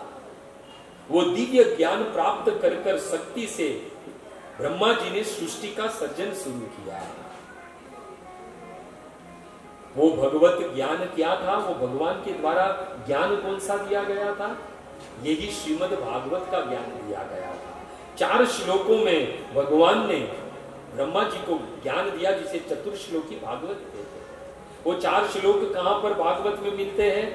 भागवत के दूसरे स्कंद के 90वें अध्याय के 33वां, 34वां, 35वां, 36वां, ये 4 श्लोक जो है, जिसे चतुर्श्लोकी भागवत कहते हैं, जो भगवान के द्वारा ब्रह्मा जी को दिया गया और ब्रह्मा जी ने उस ज्ञान को प्राप्त कर कर ये सारे समग्र सृष्टि का सर्जन किया। और इस ज्ञान को प्राप्त करके, भगवत दर्शन प्राप्त कर कर ये ब्रह्मा जी जो है 12 महाजनों में अपना स्थान प्राप्त कर लिया, प्रथम स्थान। ये महाजनों का कार्य क्या है? महाजनों का कार्य है जो भगवान के द्वारा जो ज्ञान मिलता है उस ज्ञान को आगे प्रसारित करना, परंपरा के द्वारा। ये भगवत ज्ञान का मतलब है कि भगवान कौन है, भगवान रहते कहां है, भगवान का कार्य क्या है, भगवान की शक्ति क्या है, भगवान दिखते कैसे, भगवान का रूप कैसा है, भगवान को प्राप्त करने की विधि क्या है, यही भगवत ज्ञान है। और ये ज्ञान देते कौन है? ये 12 महाजन है, क्योंकि उन्होंने भगवत दर्शन किए हैं और भगवान के ही द्वारा ये ज्ञान प्राप्त किया है और उनका कार्य है यही ज्ञान आगे प्रसारित करना। हम अंतिम दिन में जब हम कृष्ण जन्म करेंगे तब हम कथा श्रवण करेंगे कि जब ये धरती पापों से बोझल हो जाती है तब गाय का रूप धारण करके गो भूतवा अश्रुमुखी आंखों में अश्रु लेकर ब्रह्मा सहित अन्य देवताओं के साथ क्षीर सागर पहुंचकर पुरुषम पुरुष सुक्तेन परम पुरुष की पुरुष युक्त नाम की स्तुति करते हैं और भगवान प्रकट होते हैं। पर भगवान उस वक्त वाणी के रूप में प्रकट होते हैं और वो वाणी केवल ब्रह्मा जी को ही सुनाई देती है और बाद में वही वाणी का आदेश जो भगवान ने दिया था वो सारे देवताओं को देते हैं। कहने का मतलब ये है कि भगवान की वाणी जो है, जो उपदेश है, यही महाजन जो है आगे प्रसारित करते हैं। यही ब्रह्मा जी ने बताया कि भगवान कौन है। तो हमारा कंफ्यूजन है ना कि भगवान कौन है, ये कंफ्यूजन को दूर कौन कर रहे हैं? ये 12 महाजनों में से प्रथम ब्रह्मा जी जो है वो हमारा कंफ्यूजन दूर करते हुए कहते हैं कि भगवान कौन है।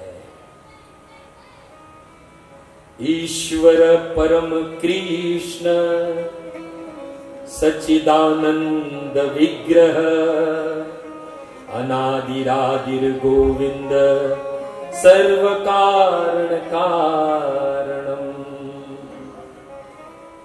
इस जगत को बता रहे हैं कि आखिर भगवान कौन है।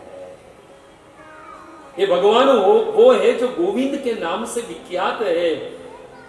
वही गोविंद, वही श्री कृष्ण परमेश्वर है, परम ईश्वर है और वही समस्त कारणों के कारण है। ये कौन बता रहे हैं?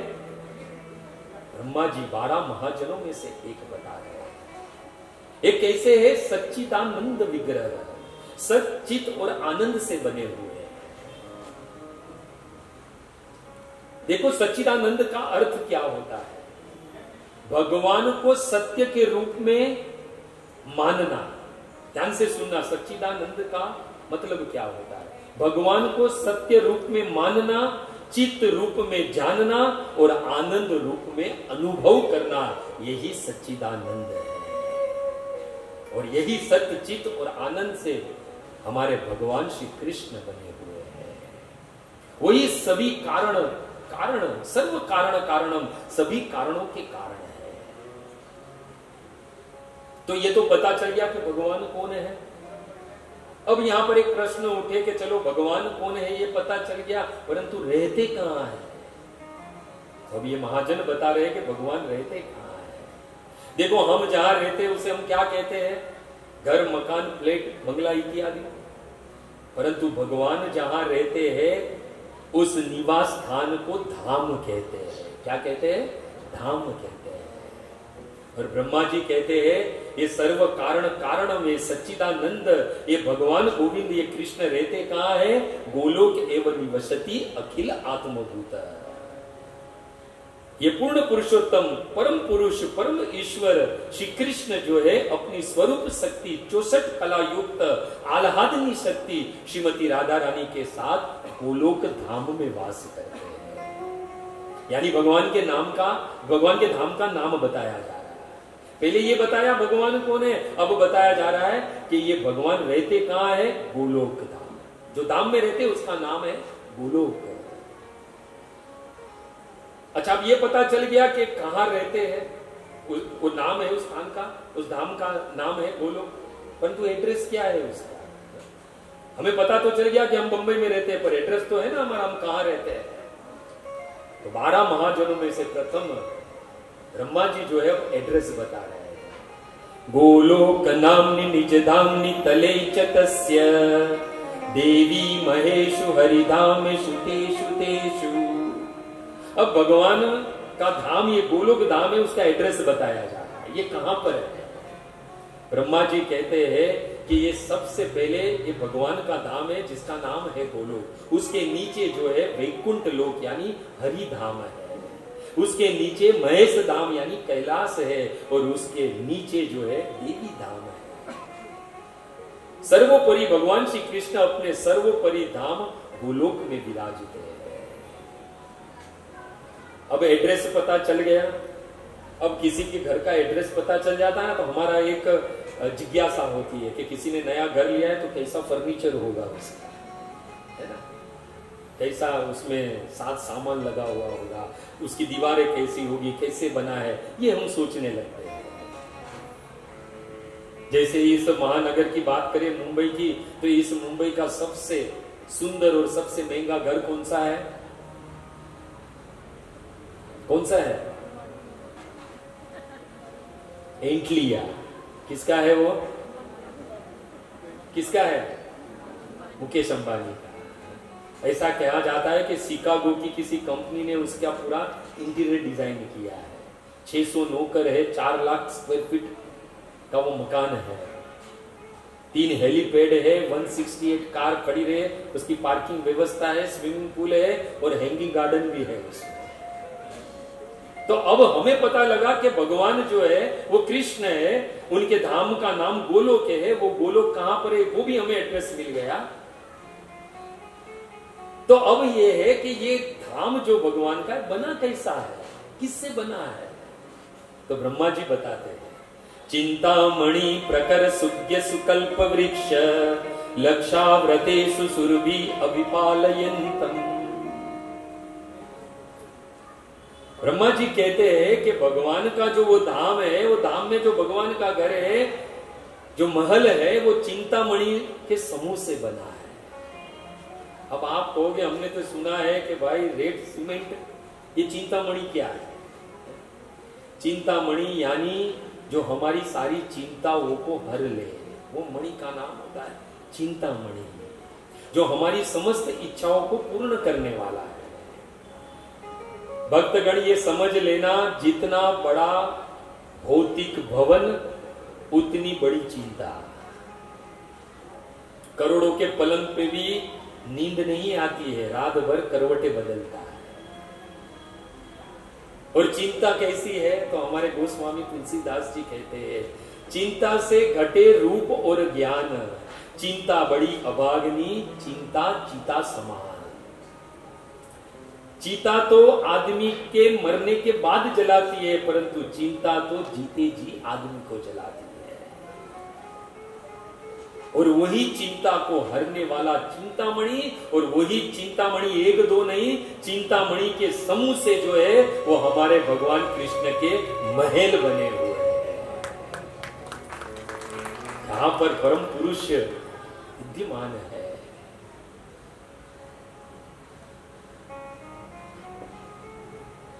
अब जैसे वहां पर हैंगिंग गार्डन है मुकेश भाई के बंगले में, तो हमारे कृष्ण के यहां जो है वो कल्प वृक्षों का गार्डन है। किनका गार्डन है? कल्प वृक्षों का।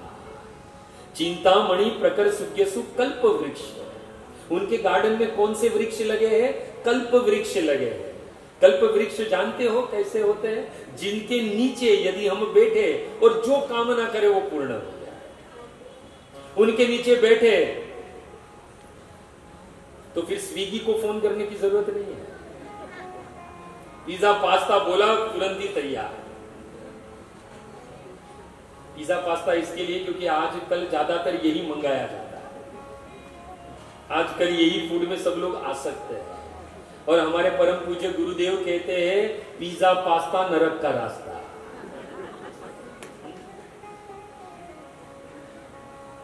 और ये भगवान का धाम है, उसके गार्डन में चिंतामणि वृक्ष लगे हैं। यदि वो धाम मिल जाए तो थोड़ा सोचो कि हम कितने भाग्यवान हो गए। उसमें से खास करके माताओं को भोजन बनाने की टेंशन ही नहीं है। वहां पर पतिदेव आए और कहे आज पनीर की सब्जी चाहिए, तो कल पुरुष के नीचे बैठो और कहो पनीर की सब्जी हाजिर। माताओं का तो झंझट ही खत्म हो गया, चूल्हे में जाने की जरूरत नहीं है। बताओ ऐसा धाम आप लोग प्राप्त करना चाहोगे कि नहीं चाहोगे? चाहोगे कि नहीं चाहोगे? सबसे बड़ा टेंशन छूटा माता लोग है। तो यही तो धाम प्राप्त करने का मार्ग ही तो ये महाजन हमें बता रहे हैं। भगवान का जो गार्डन है वो कल्प वृक्षों से बना है। अच्छा चलो मान लिया कि ये भगवान का जो महल है चिंतामणि से बना है, उनके गार्डन में जो कल्प वृक्ष लगे हैं, परंतु वहां कोई दास दासिया है कि नहीं? हमने तो सुना है 600 नौकर है उसके घर पर, हमारे मुकेश भाई के। तो ब्रह्मा जी कहते हैं कि जिस लक्ष्मी के बल पर हम थोड़े बहुत अपने आप को धनवान मानते हैं, जगत में सोशाइन करते हैं, जिस लक्ष्मी की पूजा धनतेरस और दिवाली के दिन बड़े भाव से करते हैं, पीछे उद्देश्य क्या है? चिंता है कि ये छोड़कर न चली जाए। जिस लक्ष्मी को प्राप्त करने के लिए पूरा संसार पशु बैल की तरह कार्य करता है, पूरा जीवन उस लक्ष्मी का दास बनकर लक्ष्मी की सेवा करता है, ब्रह्मा जी कहते हैं कि वही लक्ष्मी ये पूर्ण पुरुषोत्तम कृष्ण के यहाँ दासी बनकर रहती है। और एक दो नहीं, ब्रह्मा जी क्या कहते हैं? लक्ष्मी सहस्त्र शत संभ्रमं सेव्यमानम गोविंदमादि पुरुषम तमहं भजामि। ये एक दो लक्ष्मी नहीं, वहां पर लाखों हजारों लक्ष्मी जो है वो दासिया बनकर कृष्ण की सेवा करती है। अब यहां पर क्या है? ये मनुष्य खोपड़ी बड़ी बुद्धिमानी है। वो सोचती है कि इतना बड़ा धाम, जिसकी दीवारें, जिसके महल चिंतामणि से बने हैं, जिसके गार्डन में कल्प वृक्ष लगे हुए हैं, जिसकी दासिया जो है वो लक्ष्मी है, तो भाई ये कौन सा बिजनेस करते, काम कौन सा करते हैं कि इतने सारे ठाट साहब है, ये सब कुछ है? ये प्रश्न उठ सकता है। ये कौन सा बिजनेस करते हैं? ये जो गोलोक धाम में जो भगवान रहते हैं, क्या शेयर बाजार का बिजनेस है? सबसे ज्यादा पैसा है आजकल इसमें। क्रिप्टो, क्या कोई पेट्रोल ऑयल की कंपनी है? ये बिजनेस क्या करते हैं?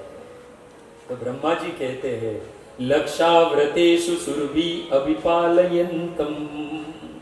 बड़ा सुंदर कहते हैं, ये जो गोलोक धाम में पूर्ण पुरुषोत्तम जो सर्व कारणम है, वो पूर्ण पुरुषोत्तम भगवान कृष्ण जो है गोलोक धाम में रहते हैं, जो सर्वोपरि धाम है। जिनके महल चिंतामणि से बने, जिसके गार्डन में कल्प वृक्ष है, जिनके यहां लाखों हजारों दासिया लक्ष्मी है, वो कार्य क्या करते हैं? तो कहते हैं कि लाखों कामधेनु सुरभि गायों का पालन करते हैं और जगत में गोपाल के नाम से जाने जाते हैं।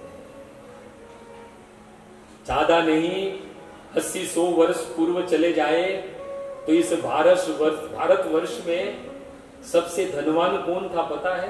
किसको सबसे ज्यादा धनी मानते थे? जिनके यहां सबसे ज्यादा गैया रहती थी, उसे सबसे ज्यादा धनी माना जाता था।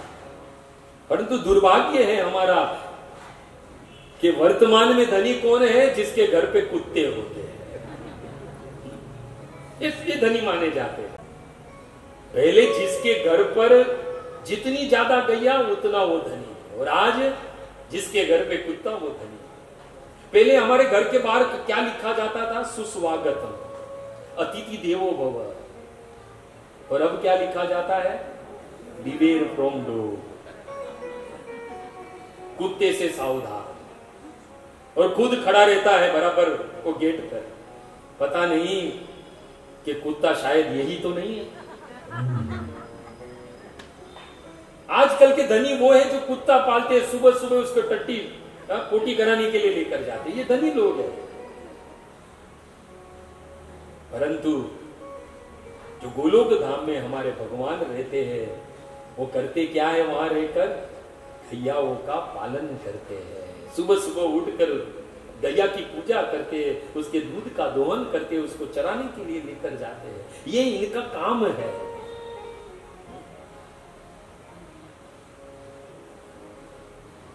तो लाखों लक्ष्मियां जिनकी दासी है, गो माता का पालन करते हैं, जिनके गार्डन में कल्प वृक्ष है, जिनका महल चिंतामणियों से बना है, सबसे उच्च गोलोक धाम में रहते हैं। अब बात यह है ये दिखते कैसे है? चलो ये सब तो जान लिया, ये दिखते कैसे है? देखो पुनः स्मरण करवा दूं, ये भगवत ज्ञान, भगवत दर्शन, भगवत भक्ति, भगवत प्रेम यदि कोई हमें प्रदान कर सकता है तो ये 12 महाजन है। और महाजन ये न गतस्य पंथा, उनके ही पद चिन्हों पर चलकर हमें ये सब प्राप्त हो सकता है। अब यहां पूछा है कि भगवान दिखते कैसे? तो ब्रह्मा जी कहते हैं अखिलत दलत आयत अक्षम, कमल की खिली हुई पंखुड़ियों जैसी जिनकी आंखें हैं, जिनके मस्तक पर बरह मोर पंख सुशोभित हो रहा है, जिनका अंग कैसा है? असित अम्बुद सुंदर अंगम, जिनका अंग का वर्णन नीले बादलों के समान है। कंदर्प कोटि कमनय विशेष शोभनम, गोविंद मादि पुरुषम तमहम भजामि। लाखों करोड़ों कामदेवों को भी आकर्षित करे, गले में चंद्र के समान चंद्र कलसत वनमाला सुशोभित हो रही है। ब्रह्मा जी कहते वंशी रत्न अंगम, दोनों हाथों से वंशी धारण किए, अनेकों दिव्य रत्न आभूषण धारण किए हुए हैं। और खड़े कैसे हैं? तो ब्रह्मा जी कहते त्रिभंग ललितम, तीनों स्थान पर मुड़े हैं वैसे खड़े हैं। और नियत प्रकाशम, नित्य प्रकाशमान है। देखो भगवान का रूप बताया जा रहा है। अरे कहां हम जाने के भगवान दिखते कैसे है? यदि ये महाजनों ने नहीं बताया होता तो आज तक हमें पता नहीं होता कि वास्तविक परम पूर्ण पुरुषोत्तम दिखते कैसे है। ये तो उनकी कृपा है जिनके कारण हमें पता चल रहा है कि भगवान का रूप कैसा है। ब्रह्मा जी कहते हैं जिनकी इंद्रियां परस्पर काम करती है, अंगानि यस्य सकलेन्द्रिय वृत्तिमन्ति, आनंद चिन्मय सदुज्ज्वल विग्रहस्य। ब्रह्मा जी कहते हैं कि जिनकी इंद्रियां परस्पर काम करती है, इसका मतलब समझ में आता है? परस्पर काम करती है यानी इनकी आंख जो है वो भोजन कर सकती है, इनकी आंख बोल सकती है। जैसे भोजन करने के लिए हमारा मुख है, हमारी आंख भोजन नहीं कर सकती है, परंतु भगवान की प्रत्येक इंद्रिया परस्पर एक दूसरे के काम करती है। और कहते हैं जिनका दिव्य अंग आनंद चिन्मयता तथा सत्य से पूरित है। ब्रह्मा जी कहते हैं अद्वैत अच्युतम अनादि अनंत रूपम आद्यम पुराण पुरुषम नवयौवनम च। ब्रह्मा जी कहते हैं अद्वैतीय अद्वितीय है, उनका जैसा और कोई नहीं है, एको एवो न अद्वितीय। अच्युतम जिसका कभी भी क्षय नहीं होता है, अनादि बिना प्रारंभ के, अनंत रूपम जिसके अनंत रूप है, आद्यम पुराण पुरुषम जो सबके आदि है और सबसे प्राचीन है। तो आप कहोगे अच्छा सबसे प्राचीन यानी वो वृद्ध है। तो ब्रह्मा जी कहते हैं नहीं नहीं, नव यौवनम च, वो सदा नव युवक रहते हैं। कुरुक्षेत्र की भूमि पे याद कीजिए, कुरुक्षेत्र की भूमि पर भी ऐसा लग रहा था मानो 16 साल का युवक खड़ा हो। ऐसे हमारे भगवान 125 वर्ष की आयु थी, परंतु दिखते कैसे थे? 16 वर्ष के नव युवक, यौवनम, नव यौवनम। ब्रह्मा जी कहते हैं ब्रज में कृष्ण जो है ना, ब्रजवासी लोग कहते हैं कि ब्रज के कृष्ण जो है वो 9 वर्ष के ही रहते, उसके आगे बढ़ते ही नहीं है। और द्वारिका के लोग कहते हैं कि द्वारिका में जो कृष्ण रहते हैं वो 15 वर्ष से आगे नहीं बढ़ते हैं। आप जानना चाहते हो कि हमारे ये पूर्ण पुरुषोत्तम कृष्ण की आयु कितनी है? महात्मा गण बताते हैं कि भगवान कृष्ण की नित्य उम्र है। पहले तो ये समझ लिए, आगे नित्य लगा, नित्य उम्र है। हमारी तरह उम्र में परिवर्तन नहीं होता है, उनकी एक ही नित्य उम्र है और वो है 15 साल 9 महीना और 7 दिन। ये कृष्ण की आयु है। इसलिए तो सब लोग द्वारिका में और ब्रज में ऐसा कहते हैं कि 16 वर्ष का हमारा ठाकुर हो तो उसका ब्याह कराए। ये 16 साल का होता ही नहीं है तो इसका ब्याह कैसे कराए? क्योंकि भगवान की आयु कितनी है? 15 साल 9 महीना और 7 दिन।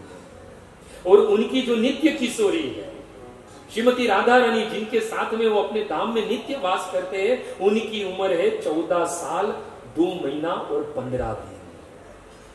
ये नित्य नवल किशोर, इनकी शरीर की अवस्था का परिवर्तन नहीं होता है। और वही बात ब्रह्मा जी कहते हैं नव यौवनम च।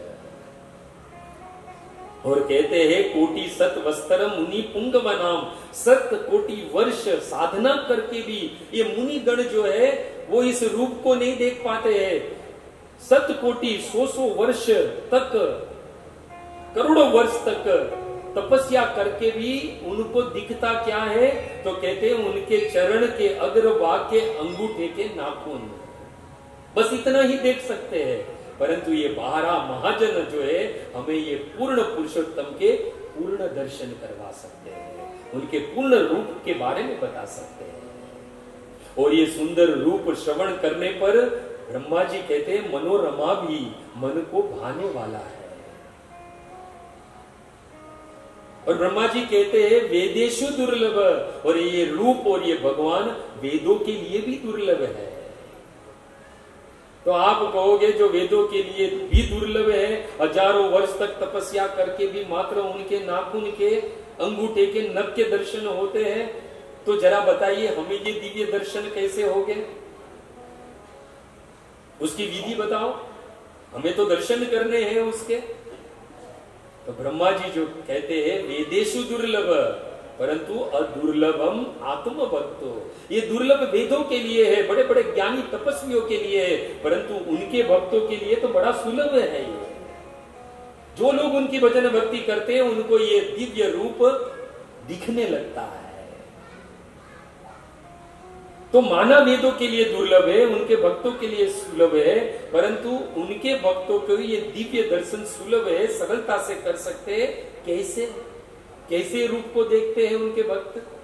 तो ब्रह्मा जी कहते हैं प्रेमांजन चुरित भक्ति विलोचनेन संत सदैव हृदयेषु विलोकयन्ति यम श्याम सुंदरम चिन्त्य गुण स्वरूपम गोविंदमादि पुरुषम तमहम भजामि। देखो ये 12 महाजनों में से ये प्रथम ब्रह्मा जी है। अब भगवत दर्शन की विधि बता रहे हैं। ये भक्त गण ये भगवान के दिव्य रूप को कैसे देखते हैं? तो कहते हैं अपने भक्ति रूपी नेत्र से, और उन पर कृष्ण प्रेम रूपी अंजन लगाते हैं। और कहा देखते हैं? हृदय येसु विलोकयन्ति, अपने हृदय में ये दिव्य रूप का दर्शन करते हैं। माँ दुर्गा कौन है जिनके आश्रय में हम सब लोग ये कथा श्रवण कर रहे हैं? माँ दुर्गा कौन है? माँ भवानी कौन है? तो ब्रह्मा जी कहते हैं सृष्टि स्थिति प्रलय साधन शक्ति रेखा छाये वयस्य भुवनानि विभर्ति दुर्गा इच्छा अनुरूपपि यस्य च चेष्टते सा गोविंदमादि पुरुषम तमहं भजामि। ब्रह्मा जी कहते हैं ये माँ दुर्गा जो है वो भगवान की चित्त शक्ति छाया स्वरूप है। भगवान की योग माया ये अंतरंगा शक्ति और महामाया ये बहिरंगा शक्ति है, और यही महा माया जो है ये माँ दुर्गा है। और बहिरंगा शक्ति स्वतंत्र नहीं है, ये कृष्ण के इच्छा के अनुसार कार्य करती है। इच्छा अनुरूप अपि यस्य च चेष्टते सा। और ये जो शक्ति चित्त शक्ति जो है वही माँ दुर्गा के नाम से जगत में प्रख्यात है। ये गणेश जी कौन है जिनका हमने इस सत्र के शुभारंभ में हमने स्मरण किया? तो ब्रह्मा जी कहते हैं यतपाद पल्लव युगम विनिदाय कुंभ द्वंदे प्रणाम समये सगणाधिराज विघ्नान विहन्तु मलमस्य जगत्त्रयस्य गोविंदमादि पुरुषम तमहं भजामि। ब्रह्मा जी कहते हैं ये गणेश जी कौन है? ये गणेश जी वो है जो अपने कुंभ यानी अपने सिर पर यही भगवान श्री कृष्ण के चरणार विंद को धारण करते हैं, और वही चरणार विंद से शक्ति प्राप्त करते हैं, और इस सारे जगत के विघ्नों को हर कर विघ्न विनाशक विघ्न हरता के नाम से इस संसार में प्रसिद्ध है। तो इस प्रकार जो है ब्रह्मा जी द्वारा प्रथम महाजन स्वयंभू और 12वें महाजन यमराज जी की दृष्टि से आज इस सत्र में हमने भगवत दर्शन किए और भगवत ज्ञान प्राप्त किया। महाजन येन गतस्य पंथा, यही भगवत ज्ञान को हृदय में स्थापित कर उन महाजनों के पद चिन्हों पर चलकर निष्काम भक्ति हम हमारे जीवन में धारण कर सकते हैं। शेष 10 महाजन की दृष्टि से आने वाले दिनों में हम भगवत दर्शन और भगवत ज्ञान प्राप्त करेंगे। तो कल इसी समय इसी स्थान पर पुनः मिलेंगे। हरे कृष्णा हरे कृष्ण कृष्ण कृष्ण हरे हरे, हरे राम राम राम हरे हरे। शील प्रभुपाद की अनंत कोटि वैष्णव वृंद की, नामाचार्य हरिदास ठाकुर की, प्रेम से बोलो जय श्री कृष्ण चैतन्य प्रभु नित्यानंद श्री अद्वैत गदाधर शिवासादि श्री गौर भक्त वृंद की। सर्व पितृ मोक्ष हेतु 7 दिवस श्रीमद् भागवत कथा महायज्ञ की 12 महाजनों की, सुवर्ण भवानी देवी की, उपस्थित सभी मुख्य यजमान पोथी यजमान की, समस्त उपस्थित भक्त वृंद की, श्रीमद् भागवत महापुराण की। जय जय श्री राधे, जय जय श्री राधे, जय जय श्री राधे श्याम। सबको मिले वृंदावन।